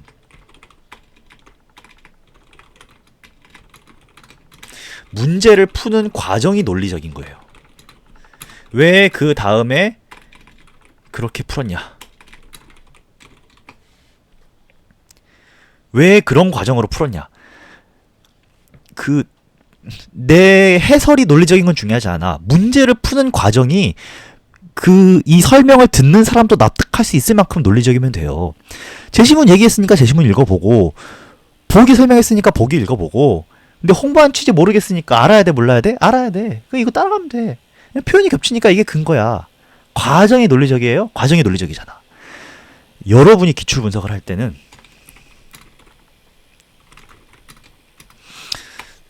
나의 풀이법 잘 적용되는가? 이거 확인해야 돼. 당장 그 문제가 풀리는가 안 풀리는가는 중요하지 않아. 수능에 그거 나오는 거 아니잖아요. 수능에 기출문제 나오는 거 아니잖아. 그런데 수능에 기출문제는 안 나오지만 기출문제를 푸는 방법으로 풀 수 있는 문제는 나와요. 그래서 나의 풀이법이 잘 적용되는지를 봐야 돼. 근데 이 풀이법에서 중요한 건 뭐냐? 문제 푸는 과정이 논리적이어야 돼. 왜 그렇게 풀었습니까? 이게 확실해야 돼. 아시겠죠? 기출분석의 목표는 나의 풀이법이 잘 적용되는 거다. 자, 독서전략 15번입니다. 15번은 이제 보기 유형인, 이 두 번째 보기 유형인데 제3의 입장이 있거든요. 예를 들어 제시문에서 뭐 푸코를 설명했다. 근데 보기에서는 데리다를 줘. 둘 다 철학자거든요. 제시문에선 푸코를 설명했는데 보기에서는 데리다를 줘. 그럼 출제요소 뭐냐? 출제요소. 무조건 이거 물어봅니다. 무조건이라고 말하면 좀 세지만 이렇게 만약 출제가 된다면 10번 중에 9번은 이거 물어봅니다. 공통점과 차이점 물어봐요. 아시겠죠? 그러니까 보기 읽을 때 이런 게 제시문과 연결되는구나. 혹은 이런 게 좀 다르구나. 이 정도 생각하면서 읽으면 돼. 근데 설령 출제 요소를 놓쳤더라도 괜찮습니다. 이걸 알 수 있는 방법이 있어요. 뭘까요? 선지. 보기를 읽었을 때 이런 거 비교하겠구나 라는 거를 놓쳤더라도 괜찮아. 그거 어디서 알려준다? 선지에서 알려줘. 선지에서. 그래서 여러분들이 그 선지를 읽었을 때 만약 보기를 먼저 봤는데도 뭘 내려고 한 건지 모르겠어. 뭘 의도한 건지 모르겠어. 어디로 가야 돼요? 선지를 봐야 돼. 선지를 보고 이 출제자는 이 보기에서 이런 걸 물어보기 위해 이 문항을 출제했구나라는 거를 선지로 알아야 돼. 아시겠죠? 보기로 먼저 알 수 있으면 베스트야. 베스트인데 차선책은 뭐다? 선지를 통해서 출제자의 의도를 역산할 수 있다. 선지를 통해서 출제자의 의도를 역산하는 것이 가능하다라는 이야기입니다. 쭉쭉 넘어가죠. 자, 문학 전략. 이거는 2025학년도 수능 대비 풀이법 자료에 잘 설명이 되어 있습니다. 여기에 웬만한 거 잘 설명되어 있거든요. 그래서 그거를 조금 많이 활용을 해주시면 좋겠습니다. 지금 제 강의에서는 아주 중요한 핵심들만 설명하면서 위주로 넘어갈게요. 자, 문학 전략 1번. 소설, 수필, 가사는 처음부터 끝까지 읽어주십시오. 왜냐, 얘는 줄거리가 있어. 스토리가 있어요. 소설, 수필, 가사는 뭔가 스토리가 있거나 앞에 거 알아야 뒤에 거 알 수 있는 그런 것들 많거든요. 그렇기 때문에 얘네는 처음부터 끝까지 그냥 읽어가면서 풀어주셨으면 좋겠어요. 그러니까 끝까지 다 읽고 풀라 이게 아니라 뭐 중간에 문제로 넘어와도 괜찮아. 문제로 넘어와도 괜찮은데 일단은 처음부터 읽으셔야 된다. 근데 시, 특히 현대시, 얘는 그냥 물어보는 것만 읽으세요. 선지에서 묻는 것만 읽다 보면 결국엔 다 읽게 돼. 근데 학생이 먼저 시를 읽으면 내가 여기서 뭘 알아야 하는지를 알 수 없어. 응? 아니 여러분이 문제 먼저 안 보고 현대시를 먼저 봐. 그 시 작품을 먼저 자기가 읽어봐. 내가 뭐 이런 걸 느꼈어. 이런 거 알았어. 그게 나올 거란 보장 있어요? 없잖아요.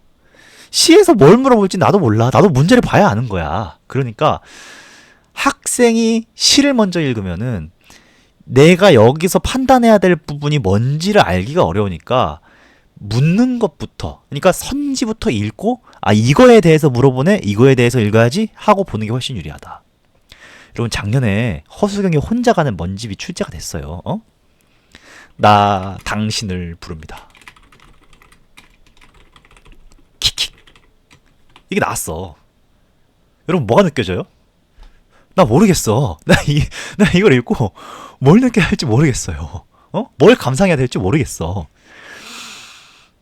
여러분 출제자도 그래. 출제자도 몰라. 출제자도 만약에 수능 현장에 들어갔잖아. 그러면 작품부터 읽고 풀지 않았을 거야. 문제부터 읽고 풀었을 거라고. 어떤 얘기인지 아시겠죠? 올해 이런 작품이 안 나올 거란 보장이 있을까? 이거는 한 귀로 듣고 한 귀로 흘리세요. EBS 연계율 높아지고 있다고 하잖아요. 그죠? 이거 사실이긴 합니다. 사실이긴 함. 그런데 어려운 문제는 비연계에서 나옵니다. EBS 연계율을 기껏 높이고 나서 그 사람들에게 되게 생소할 것 같은 딱 수능 현장에서 펼쳤을 때 이게 도대체 뭐지? 싶은 제시문을 내. 근데 여러분 EBS 연계된 것만 다 맞힌다고 해서 우리가 원하는 점수 받을 수 있을까? 그거 아니거든요. 어려운 문제는 비연계에서 나와. 그러니까 이런 작품이 또 나오지 않으리란 보장이 없다. 오히려 처음 봤을 때 당혹스러운 작품 나올 가능성이 높기 때문에 그 작품을 감상할 게 아니라 선지에서 묻는 것만 읽어주십시오. 묻는 것만 읽고 이게 맞는지 아닌지만 내가 판단해야지 라는 생각으로 읽다 보면은 결국 다 읽고 다 풉니다. 아시겠죠? 소설은 인물을 표시하라. 문학전략 3번. 왜 인물을 표시해야 되죠? 설명했죠? 수능국어 선지는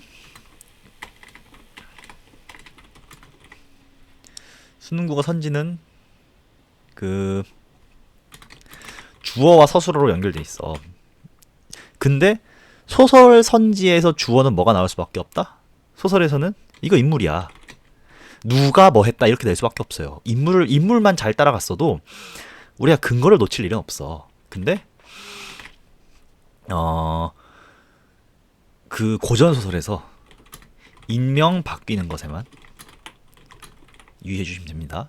인명, 그러니까 사람 이름이 바뀌는 경우가 있어. 이것만 조금 유의해 주시면은 이제 소설 근거 찾기가 어렵지 않을 거다. 자, 문학전략 4번. 여러분, 수필은 뭐 하는 글이죠? 수필? 글쓴이의 생각을 전하는 글이야. 평가원이 수필에서 물어봤던 것은 똑같아. 매번 똑같은 거 물어봤어. 문제 유형은 달라졌을 수 있지. 문제를 출제하는 방식은 달라졌을 수 있어. 근데 묻는 건 똑같아. 이 글을 읽는 학생이 글쓴이의 생각이 뭔지를 찾았을까? 이게 출제자의 의도예요. 이게 글쓴이의 생각이구나라고 생각하면서 읽을 수 있으면 돼. 근데 여러분이 알아두셔야 될 거, 요즘 대비를 좀 중요하게 됩니다. 수필에서 항상 뭔가 대비가 있어요.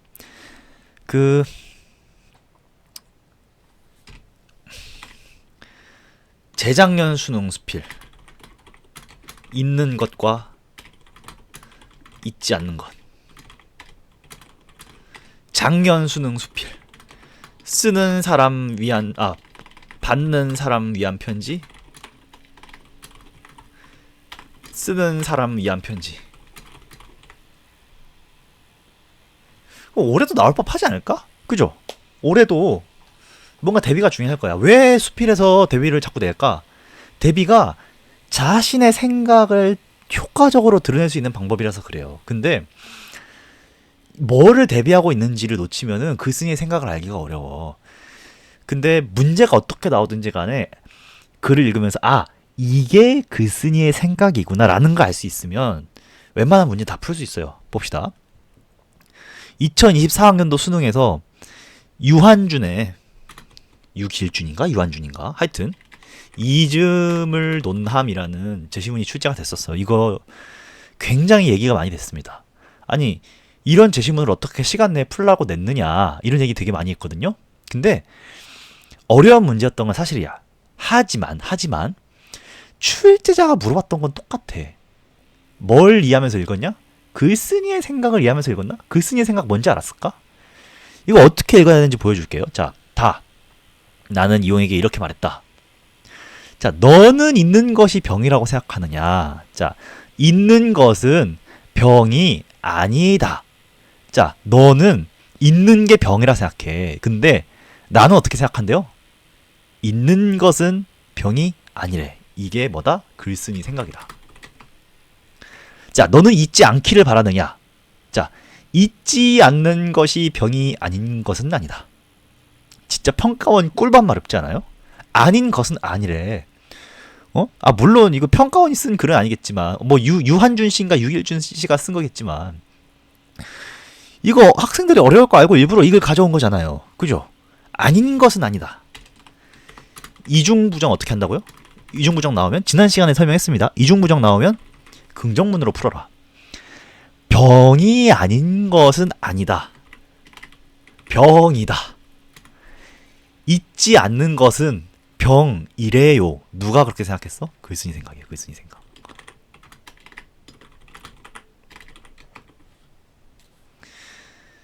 있지 않는 것은 병이다.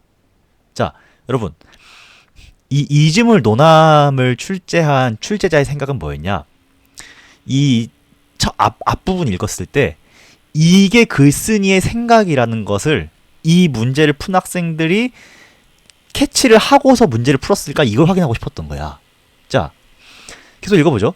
그렇다면 있지 않는 것이 병이 되고 있지 않는 것이 병이 된다.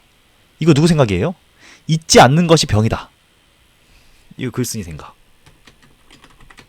자, 있는 것이 병이 아니래. 이거 누구 생각이에요? 있는 것은 병이 아니다. 이거 글쓴이.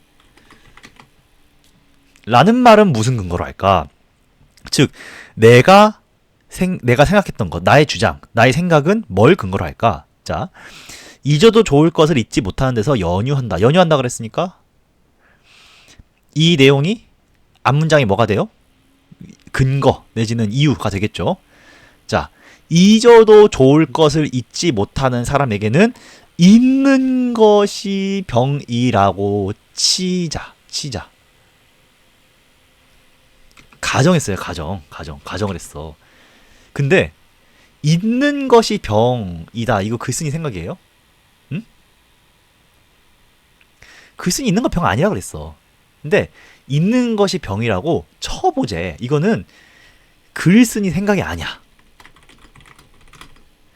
글쓴이 생각이 아니야. 자, 그렇다면 잊어서는 난 것을 안 되는 것을 있는 사람에게는 있는 것이 병이 아니라고 말할 수 있다. 그럴 수도 있다라는 거예요. 자, 있는 것이 병이 아니래. 근데 그 있는 것이 병이 아니라고 말할 수 있다 그랬는데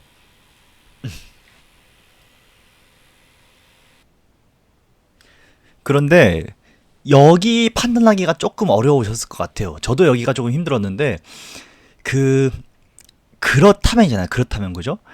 앞에서 가정을 했고 그런 경우에 이렇게 된다라고 이야기를 했어요. 근데 그러면 이게 맞다는 걸까 아니라는 걸까?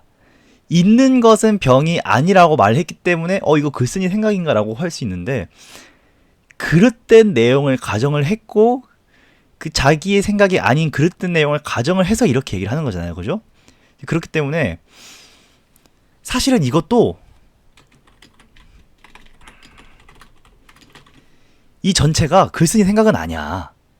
이거를 말하고 싶었던 건 아니에요. 자, 그 25번 풀어봅시다. 세 개만 볼게요. 자, 있는 것에 대한 나의 생각을 전개하기 위한 물음이다. A. 그랬죠? 너는 이렇게 생각할 수 있지만 나는 이렇게 생각한다. 전개하기 위한 물음 맞고. 자, B. 이즘에 대한 나의 생각이 어디에서 비롯된 것인지, 그러니까 근거가 뭐냐, 이유가 뭐냐에 대한 답을 제시하기 위해 던지는 물음이다. 무슨 얘기냐면은 이거는 뭘 물어보고 싶었던 거냐? B가 나의 생각이냐? 이걸 물어보고 싶었던 거예요. 이 B 밑줄 친 부분이 과연 나의 생각인지. 자, 다음에 3번 선지. 이즘에 대해 나가 제시한 가정적 상황이 틀리지 않았음을 강조하기 위한 물음이다. 내용 감축이 있죠? 이즘에 대해 내가 제시한 가정적 상황. 이거 뭐예요?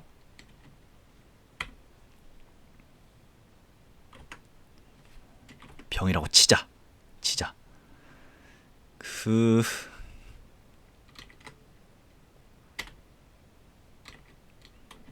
병이라고 치자. 여기서 가정했잖아. 그죠? 뭐뭐라고 치자라고 했으니까 가정한 거 맞아. 근데 틀리지 않았음이니까 이중부정이에요. 이거 뭐예요? 맞음이야. 맞음.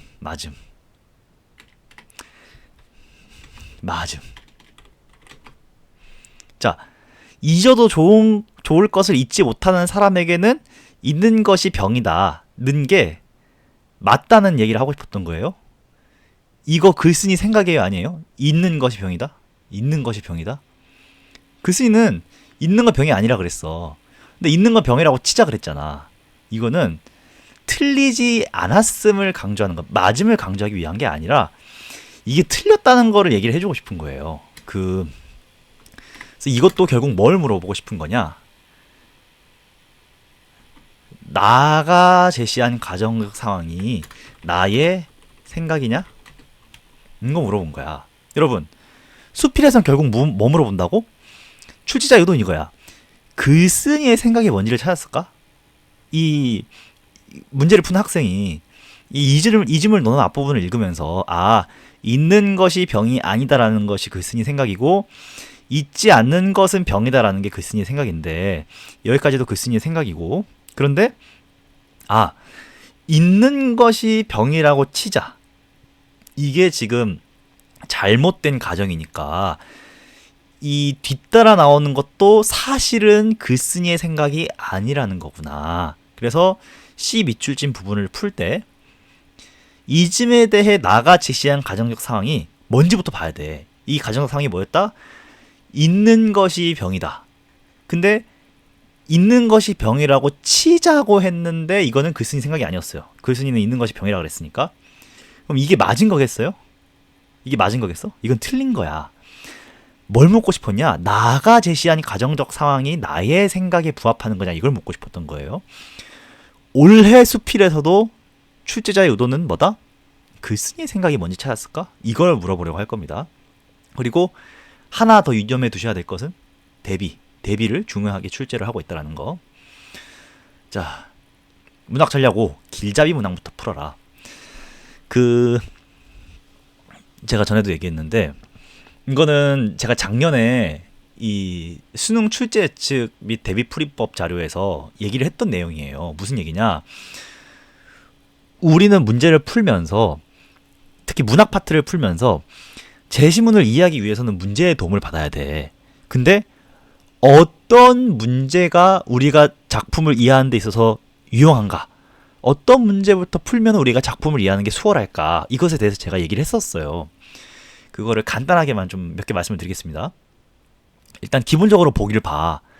작품의 주제, 작품의 내용이 이런 거구나 확인을 해요. 그 다음에 길잡이 문항부터 풀면 좋은데 요건들이 있어. 이런 작품들이 그러니까 그 세 가지 조건이 있는데 세 가지를 반드시 충족시키진 않아. 하지만 적어도 이 세 가지 중에 하나는 충족시키는 문항이 그 세트에 꼭 있을 거예요. 그러니까 이런 문항들부터 풀면 좋은데 뭐 기호가 있는 거. 기호가 있으면 왜 좋을까? 기호가 있으면은 근거 범위가 좁잖아. 내가 이거를 보고 판단을 하라는 거구나. 이거의 의미를 내가 파악하라는 거구나. 근거 범위가 좁기 때문에 출제자가 미리 근거 범위를 던져줬기 때문에 그 문학 작품을 이해하는 데 유리하고. 자, 발문이 적절하지 않은 것은 일대. 적절하지 않은 거 물어봤으니까 나머지는 뭐겠어요? 나머지는 적절한 거야. 80% 확률로 내가 읽는 건 적절한 설명이야. 작품 이해하는 데 도움이 되겠죠. 자, 한 작품에 대해서만 물어. 여러 작품에 대해서 물어보면은 사실 각각의 작품에 대해서 우리가 이해할 수 있는 바가 많지 않아요. 그런데 한 작품에 대해서 집중적으로 물어보면은 이 작품의 내용이 이런 거구나라는 걸 우리가 전반적으로 이해할 수 있다. 그래서 문제를 풀 때는 길잡이 문항부터 풀어주시는 게 특히 10파트에서는 길잡이 문항부터 풀어주시는 게 굉장히 이제 유리하다고 말씀드립니다. 자, 문학 전략 6번 전후맥락입니다. 그 기호가 있잖아요, 그죠? 제가 왼쪽 화면 보시면 풀이 전략 5번 기호는 전후맥락이다. 볼드가 돼 있거나 뭐 밑줄이 쳐져 있거나 인용이 되어 있거나 뭘 봐야 된다? 웬만한 건 전후맥락 읽으면 풀립니다. 봅시다. 26번 9월 모의평가. 자, 보기를 참고하여 가나를 감상한 내용을 적절하지 않은 것은. 자, 5번 선지. 가에서 길에 놓인 자가를 빛나는 것으로, 나에서 달빛을 밝은 것으로 표현한 것은 각각 눈이 부신 속성을 가졌다는 유사성을 바탕으로 연관지어 희망을 추구하는 화자의 내적 지향을 드러낸 것이겠군. 그러면 이 선지를 풀기 위해 우리가 가장 먼저 어디로 가야 된다? 요거 인용돼 있잖아요, 그죠? 인용된 거 봐야 된다. 근데 여기서 우리 나만 봅시다.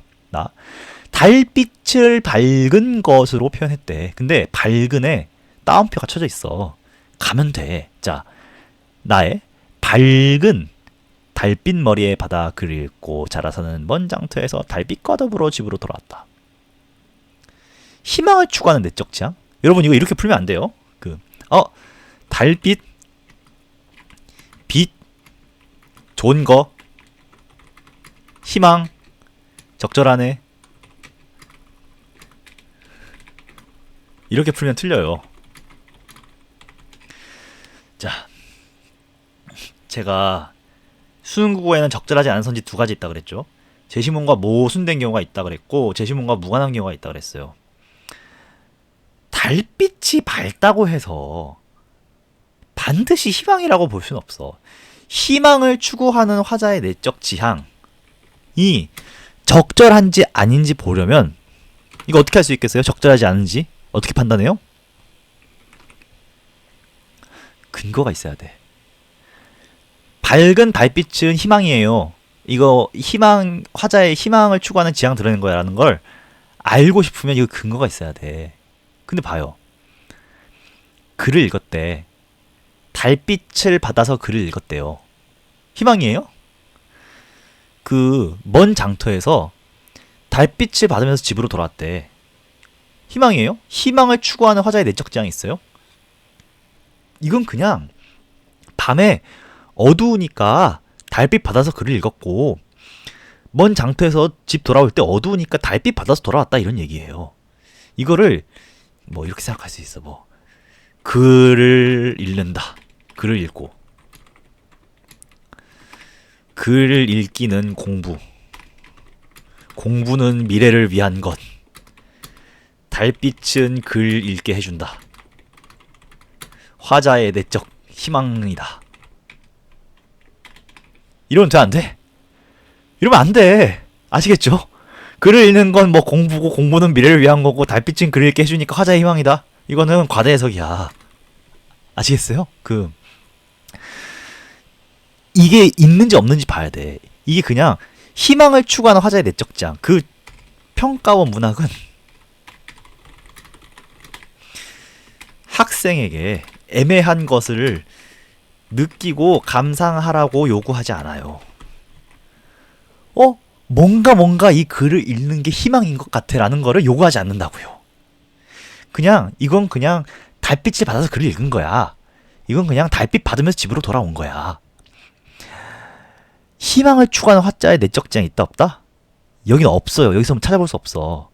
그러면 지금 출제자가 5번 선지에서 근거 범위를 달빛을 밝은 것으로 표현한 걸 줬는데, 달빛 밝은 것으로 표현한 부분에, 이 밝은 걸려있는 부분에 근거가 있다 없다? 근거가 없어. 이거는 뒷부분이 모순이야.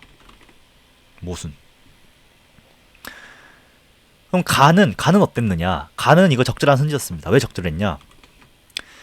간은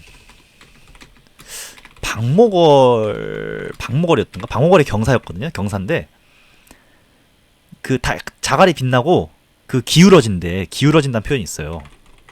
기울어져서 내가 막 그쪽으로 가게 돼. 그쪽으로 가게 되면은 거기에 지향하는 거예요, 지향 안 하는 거예요? 지향하는 거잖아. 그쪽으로 기울어지면서 내가 거기로 가게 된다라는 거는 지향 맞아. 그래서 앞부분은 적절하다고 볼 수 있어요. 뒷부분은 틀렸어. 왜? 이거 없어. 그냥 달빛 받아서 글을 읽었다. 달빛 받아서 집으로 돌아왔다. 뭐 희망을 추구한다고 볼 수 있는 게 없어. 그래서 평가원 문학은 학생에게 애매한 것을 느끼고 감상하라고 요구하지 않아. 명확한 걸 물어봐. 명확한 걸 물어보기 때문에 이거 미안합니다. 이거 오타예요. 무관입니다. 무관. 미안합니다. 그 모순이 아니라 무관이에요. 무관선지다. 넘어갑시다. 문학의 3대 출제 요소. 질문, 서리, 대비, 가정. 뭔 얘기냐 이거는. 지금 시간이 좀 길어져서 제가 그 압축적으로 설명을 할 건데, 제시문에서 출제자가 출제하기 좋아하는 3대 요소가 있습니다. 이게 뭐냐? 질문인데 서리법으로도 나올 때 있어요. 대비야. 그리고 대조라고도 말할 수 있고, 가정인데 이중부정이 들어있을 수 있어요. 이중부정이 있으면 어떻게 해야 된다? 이중부정이 있으면은 그 긍정문으로 풀어야 된다. 근데 왜 이런 걸 내느냐? 그 부분의 의미를 우리가 생각해 봐야 돼. 질문을 해. 근데 이게 진짜 질문하는 건지, 뭔가 얘기하고 싶은 게 있어서 그런 건지를 우리가 알아야 돼. 대비가 있으면은 이 대비를 통해서 뭘 말하고 싶은 건지 알아야 돼. 가정이 있잖아. 가정이 있으면 이 상황이 좋다는 거야, 나쁘다는 거야? 이거 우리 알아야 돼. 최근 평가원에서 출제자는 질문 대비 가정을 되게 중요하게 물어봐요. 근데 이거 왜 중요하게 물어보느냐? 우리가 생각해 봐야 돼. 그냥 기계적으로 이건 설이에요, 이건 어떤 거예요 라고 기계적으로 풀리는 문제 요즘 평가원 안 좋아해. 생각해야 돼. 이거 어떤 의도로 물어보는 거지? 어떤 의도로 대비하는 거지? 어떤 의도로 가정하는 거지? 이거 우리 생각해야 돼. 가정 볼게요. 가정이 잘 안 나왔으니까. 제가 앞에 수업한 거에서 가정을 제일 못 다뤘어요. 가정 봅시다. 자, 2026학년도 9월 모의평가 34번이고요. 우리는 여기서 가만 볼게요. 자, 보기. 가와 나는 시간적 속성에 주목하여 시적 대상을 의미화한다. 는 점에서 공통적이지만은 구체적 이미지와 추상적 관념을 통합하는 방식의 측면에서 차이가 있대요. 자, 가는 이실성에 주목을 했대. 그래서 경험 세계를 비유와 묘사를 통해 그려냄으로써 생명과 자연에 대한 내적 인식을 드러냈다고 해요. 4번 선지. 자, 가에서 살구꽃이 허옇게 매달린 모습에 대한 지향은 달포 뒤쯤 회복될 생명에 대한 기대. 생명에 대한 기대? 보기에서 일시성이라 그러지 않았나? 회복될 생명에 대한 기대? 여기서 우리가 표현이 다르잖아. 표현이 없잖아. 회복에 대한 기대 얘기 없잖아요. 그죠? 회복에 대한 기대 얘기가 없어. 그래서 보기에는 일시성이라 그랬는데 이거 왜 회복에 대한 기대지? 의심해봐야 된다. 의심. 자, 봅시다. 허옇게 매달린 모습 가야겠죠? 여기 있거든요? 근데 꽃들의 생애가 좀 짧으면 어때? 뭔 뜻이에요? 어때? 질문이잖아. 질문이잖아. 이거 내요. 내가 이거 한두 문제 갖고 이런 얘기 하는 거 아니야. 평가원 이거 계속 물어봤어요. 질문 있어. 자, 꽃들의 생애가 좀 짧으면 어때? 뭐예요? 짧아도 돼 라는 뜻이야. 자, 달포디쯤 이곳을 다시 지날 때 이 꽃구름들이 낡은 귀신들처럼 그냥 허옇게 매달려 있다면 좋은 거야, 안 좋은 거야? 낡은 귀신들처럼 허옇게 매달려 있어도 돼. 그러면 안 돼. 둘 중에 뭐예요? 자, 꽃도 황홀도 때 맞춰 피고 지는 거다. 그러면 이게 하고 싶은 얘기야. 꽃들의 생애 짧아도 돼. 얘는 때가 있는 거야. 그러니까 짧아도 된다는 얘기죠. 근데 귀신은 뭐야? 귀신은 죽을 때 못 죽은 거야. 그럼 달포 뒤쯤에 이곳을 다시 지날 때 원래는 꽃이 죽어야 돼. 꽃들의 생애가 끝났어야 해. 근데 낡은 귀신들처럼 그냥 허옇게 매달려 있대. 여러분, 이게 회복된 생명이에요? 귀신들처럼 허옇게 매달려 있는 게 회복될 생명이에요? 아니야. 이거는 뭔 얘기하는 거냐면 무슨 뜻이냐?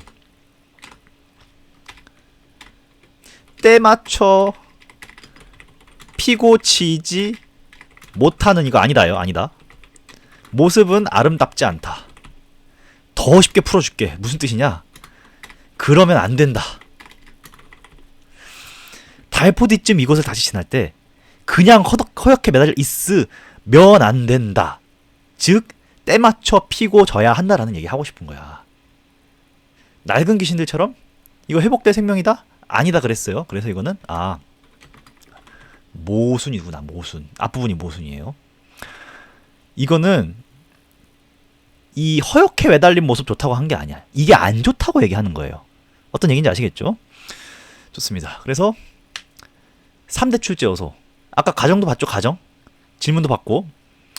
꽃들의 생애가 좀 짧으면 어때? 물음표가 있어. 짧아도 된다는 얘기야.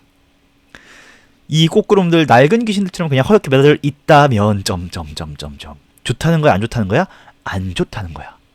이거 우리 알아야 돼. 질문, 대비, 가정 나오면 이거 무슨 뜻일까? 라고 생각해 봐야 되는 거를 요즘 누가 좋아한다? 출제자가 좋아한다. 기억해 주세요.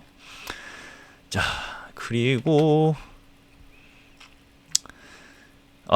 얼마 안 남았는데 서술상의 특징에서 근거범위 좁히기. 이건 그겁니다. 소설 본문은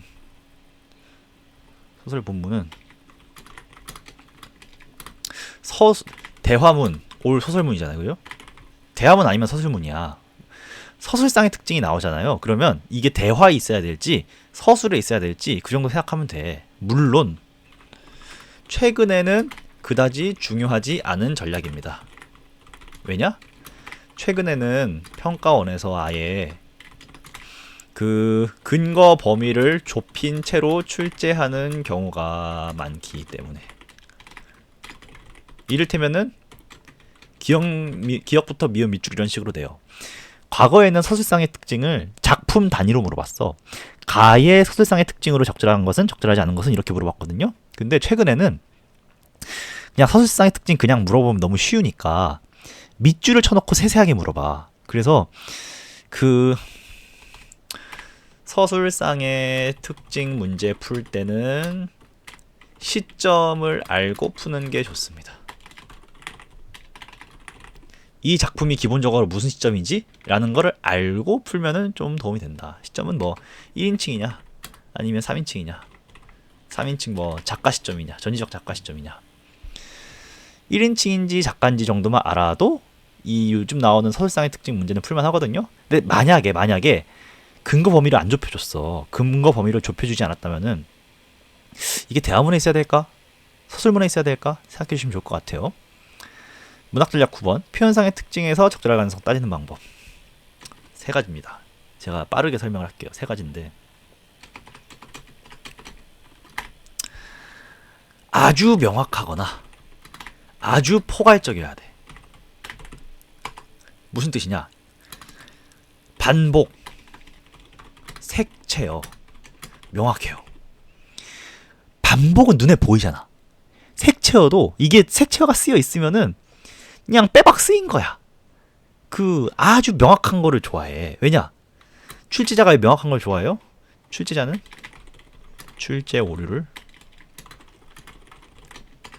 아니면은 혹은 그 특정 행위를 중심으로 화자와 주체와 대상 간의 관계를 드러낸다. 이거 작년수능이에요.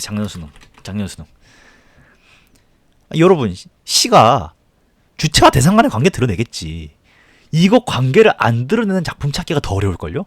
그리고 특정 행위, 이거 행위만 찾으면 돼. 근데 특정 행위라는 말로는 그 행위가 뭔지 알 수 있어요, 없어요? 알 수 없어. 이 특정 행위가 가리킬 수 있는 건 아주 넓어요. 아주 넓다는 건 뭐야? 포괄적이라는 거야. 그래서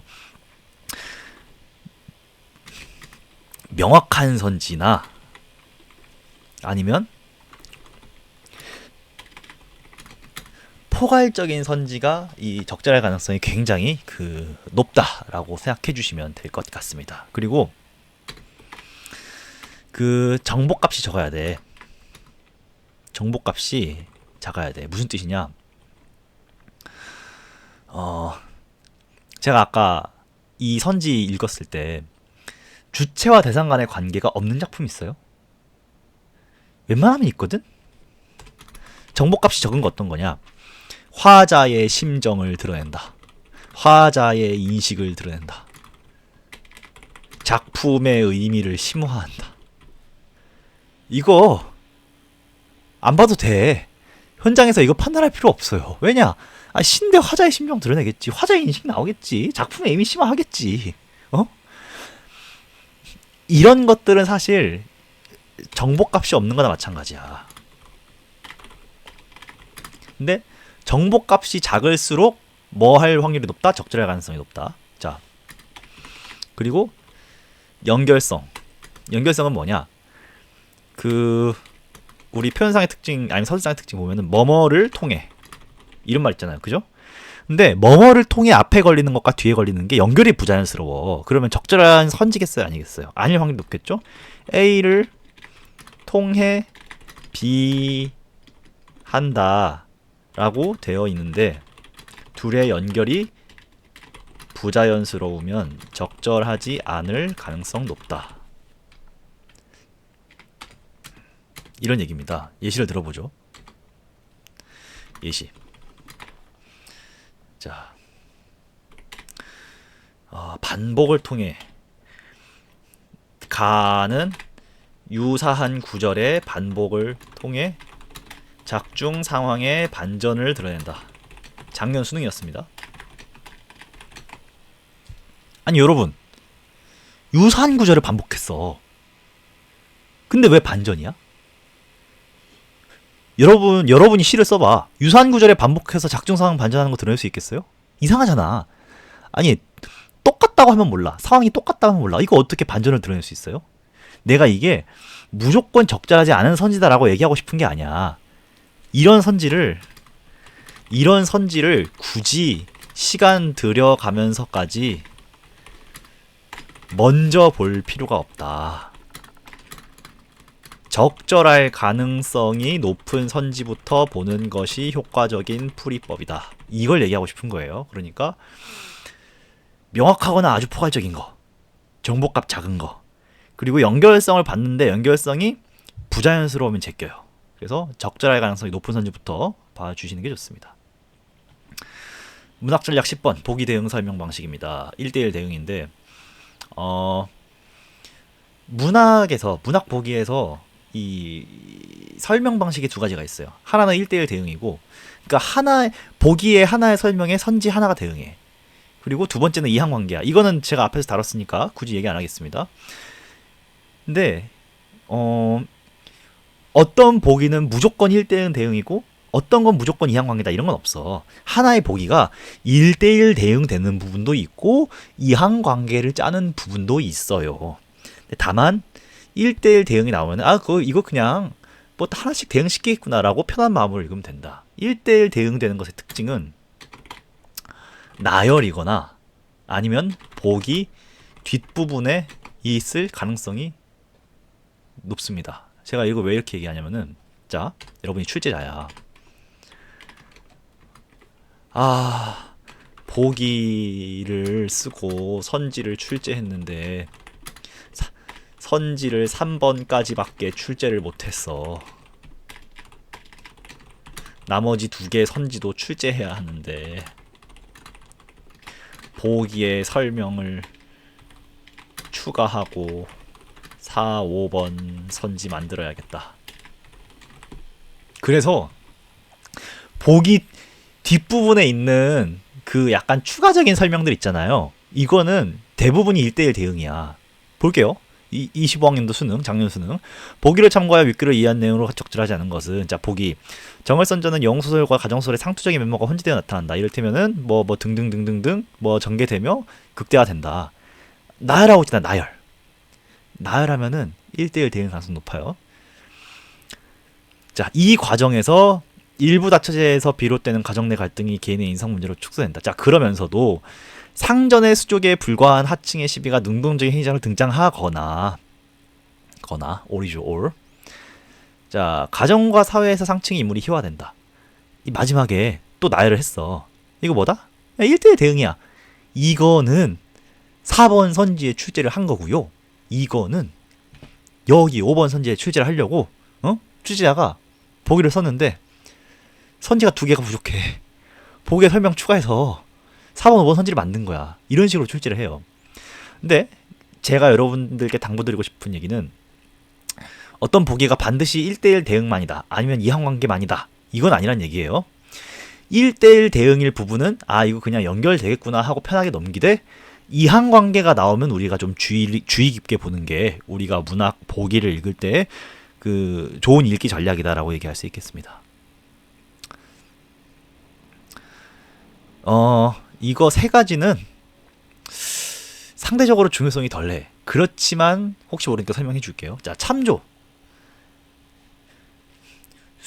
우리가 고전시가 고전 소설을 풀 때 모르는 단어는 정말 많습니다. 그러나 참조는 단 몇 개만 줍니다.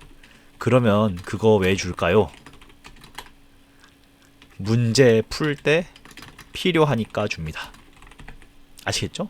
그래서 여러분들이 만약에 3번 선지를 해결하려고 그래. 3번 선지를 풀려고 그랬는데,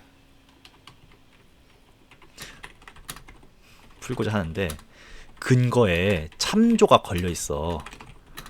그럼 출제자 의도가 뭐예요? 참조를 함께 보면서 풀어라.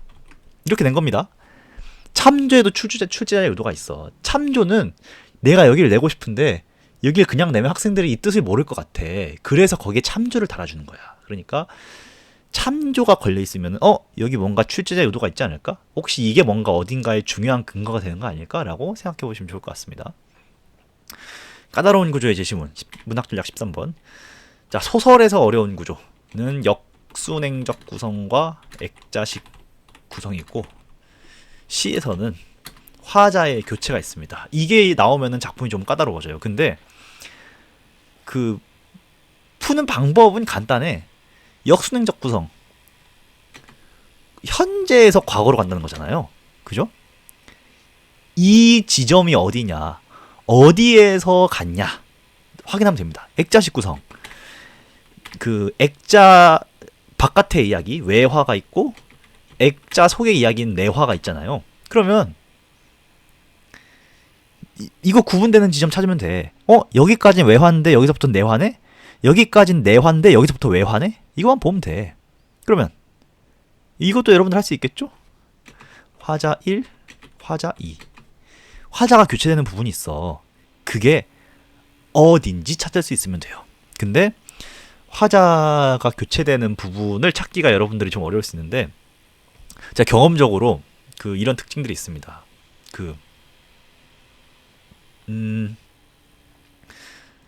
첫 번째는 끝나는 부분에, 그러니까 화자 1이 끝나는 부분에 뭔가 약간 질문 아니면 당부 이런 것들이 있어. 그리고 화자 2가 시작되는 부분에 뭔가 돈호법, 청자를 부른다. 아니 뭐 답을 한다든가 대답을 한다든가.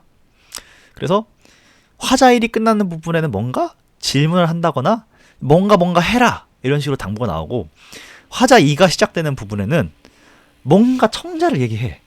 뭐 생원아 이런 식으로 얘기를 해. 그리고 거기에 대한 뭔가 대답이 이어져요.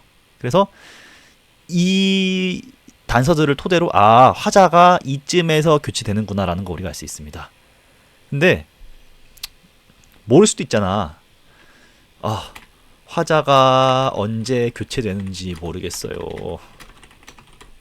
이럴 수 있어, 현장에서.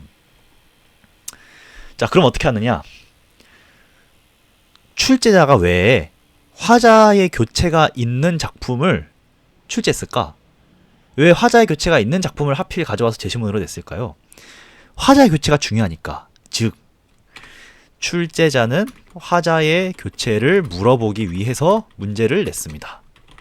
거꾸로 말하면 선지를 바탕으로 화자가 교체되는 부분을 추측할 수 있다. 진짜 여러분이 화자가 언제 교체되는지 모르겠어. 그러면 관련된 선지를 읽어봐. 화자의 교체가 있구나. 이쯤에서 교체돼야 하겠구나라는 거를 여러분이 추측하는 방식으로도 문제를 풀 수 있다. 자, 구조적 독해 마지막입니다. 이거는 요즘 어렵게 안 물어보거든요. 어렵게 안 물어보는데 6, 9월에서는 간혹 어렵게 물어보는 경우들이 있어요. 근데 수능에서는 잘 안 물어봐. 그래도 뭔지는 알려줄게요. 자, 옛날에 자서전들 쓰십시다라는 현대소설이 출제가 된 적이 있었어요. 자, 자서전들 쓰십시다. 뭐 고물 삽니다. 뭐 야구르트 물 팝니다. 똥 풉니다. 뭐 이런 게 있어. 주인공은 자서전을 쓰는 사람이야. 근데 이 나쁜 놈이 이런 얘기를 해. 주인공은 자서전을 쓰는 사람이고 엄청난 자신감을 갖고 있지만, 그거에 대한 어떤 긍지를 갖고 있지만, 악인이 이렇게 얘기해. 자서전 쓰기가 뭐 같단 거예요? 고물 사고 물 팔고 똥 푸기랑 똑같대. 구조가 같잖아요. 그죠? 의미가 같다는 거야. 그러면 자서전 쓰기가 가치 있는 일이란 거예요? 아니란 거예요? 가치 있는 일이 아니다. 이 자서전을 쓰는 주인공 보고 야, 네가 뭐 그 대단한 일 한다고 뭐 그렇게 난리를 피우냐라고 얘기를 하는 거야. 그래서 이게 또 어디 나왔냐? 작년 6월 모의평가에 오규원의 봄이라는 작품이 출제가 됐어요. 해야, 뭐 강아지야, 담벼락아, 뛰어 놀아라 이래. 그러면 뭐가 의미가 같아? 해랑 강아지랑 담벼락이 구조가 같죠? 그러면 이게 다 뜻이 같은 거구나. 구조적 독해는 뭐냐? 구조가 비슷해. 계속 반복돼요. 그러면 의미가 같다는 거구나. 이렇게 읽는 겁니다. 자, 이것으로 일단은 제가 그 국어 문제를 어떻게 풀어야 되는가에 대해서 설명할 부분은 다 설명을 한 것 같고요. 여러분들이 좀 그 부족하다고 좀 어렵다고 느끼시는 부분들은 질문을 계속 달아주시면 제가 가능한 한 만큼 계속 그 답을 드리겠습니다. 그리고 마지막으로 당부드릴 거, 수능까지 얼마 안 남았는데 이거 알려드릴게. 뭘 봐야 하나요? 자, 수능 3개년이 가장 중요합니다. 수능 3개년이 가장 중요하고 올해 6, 9월이 그 다음이에요. 다른 건 보지 마. 다른 건 보지 마. 정 보고 싶으면 평가원 기출을 봐요. 근데 가장 중요한 건 수능 3개년이고 그 다음이 올해 6, 9월입니다. 올해 6, 9월은 그러니까 올해 6월, 9월 모의평가는 실험이야, 실험. 이렇게 해도 한번 내볼까 실험하는 때예요. 근데 수능 3개년은 6, 9월이랑 느낌이 많이 달라. 여기는 문제 퀄리티도 그렇고 그 어떤 선지의 어떤 적절성이 확실하게 판단이 되는 것도 그렇고 수능이랑 6, 9월은 느낌이 조금 달라요. 그러니까 여러분이 만약 수능까지 뭘 해야 될지 모르겠다. 이거 보세요. 이거. 수능 3개년 보면서 제가 어제 오늘 설명했던 수능국어 푸는 법이 여기에 잘 그 대입이 되는지 안 되는지 이런 거를 생각을 하시면서 기출 분석을 해보면은 제가 왜 이런 수업을 했는지, 그리고 현장에서 우리가 수능국어 어떻게 풀어야 할지를 조금 여러분들께서 정립을 하실 수 있을 것 같습니다. 네, 오랜 시간 고생 많으셨고요. 이제 한 일주일 정도 남았는데 남은 기간도 같이 파이팅 했으면 좋겠습니다. 네, 감사합니다.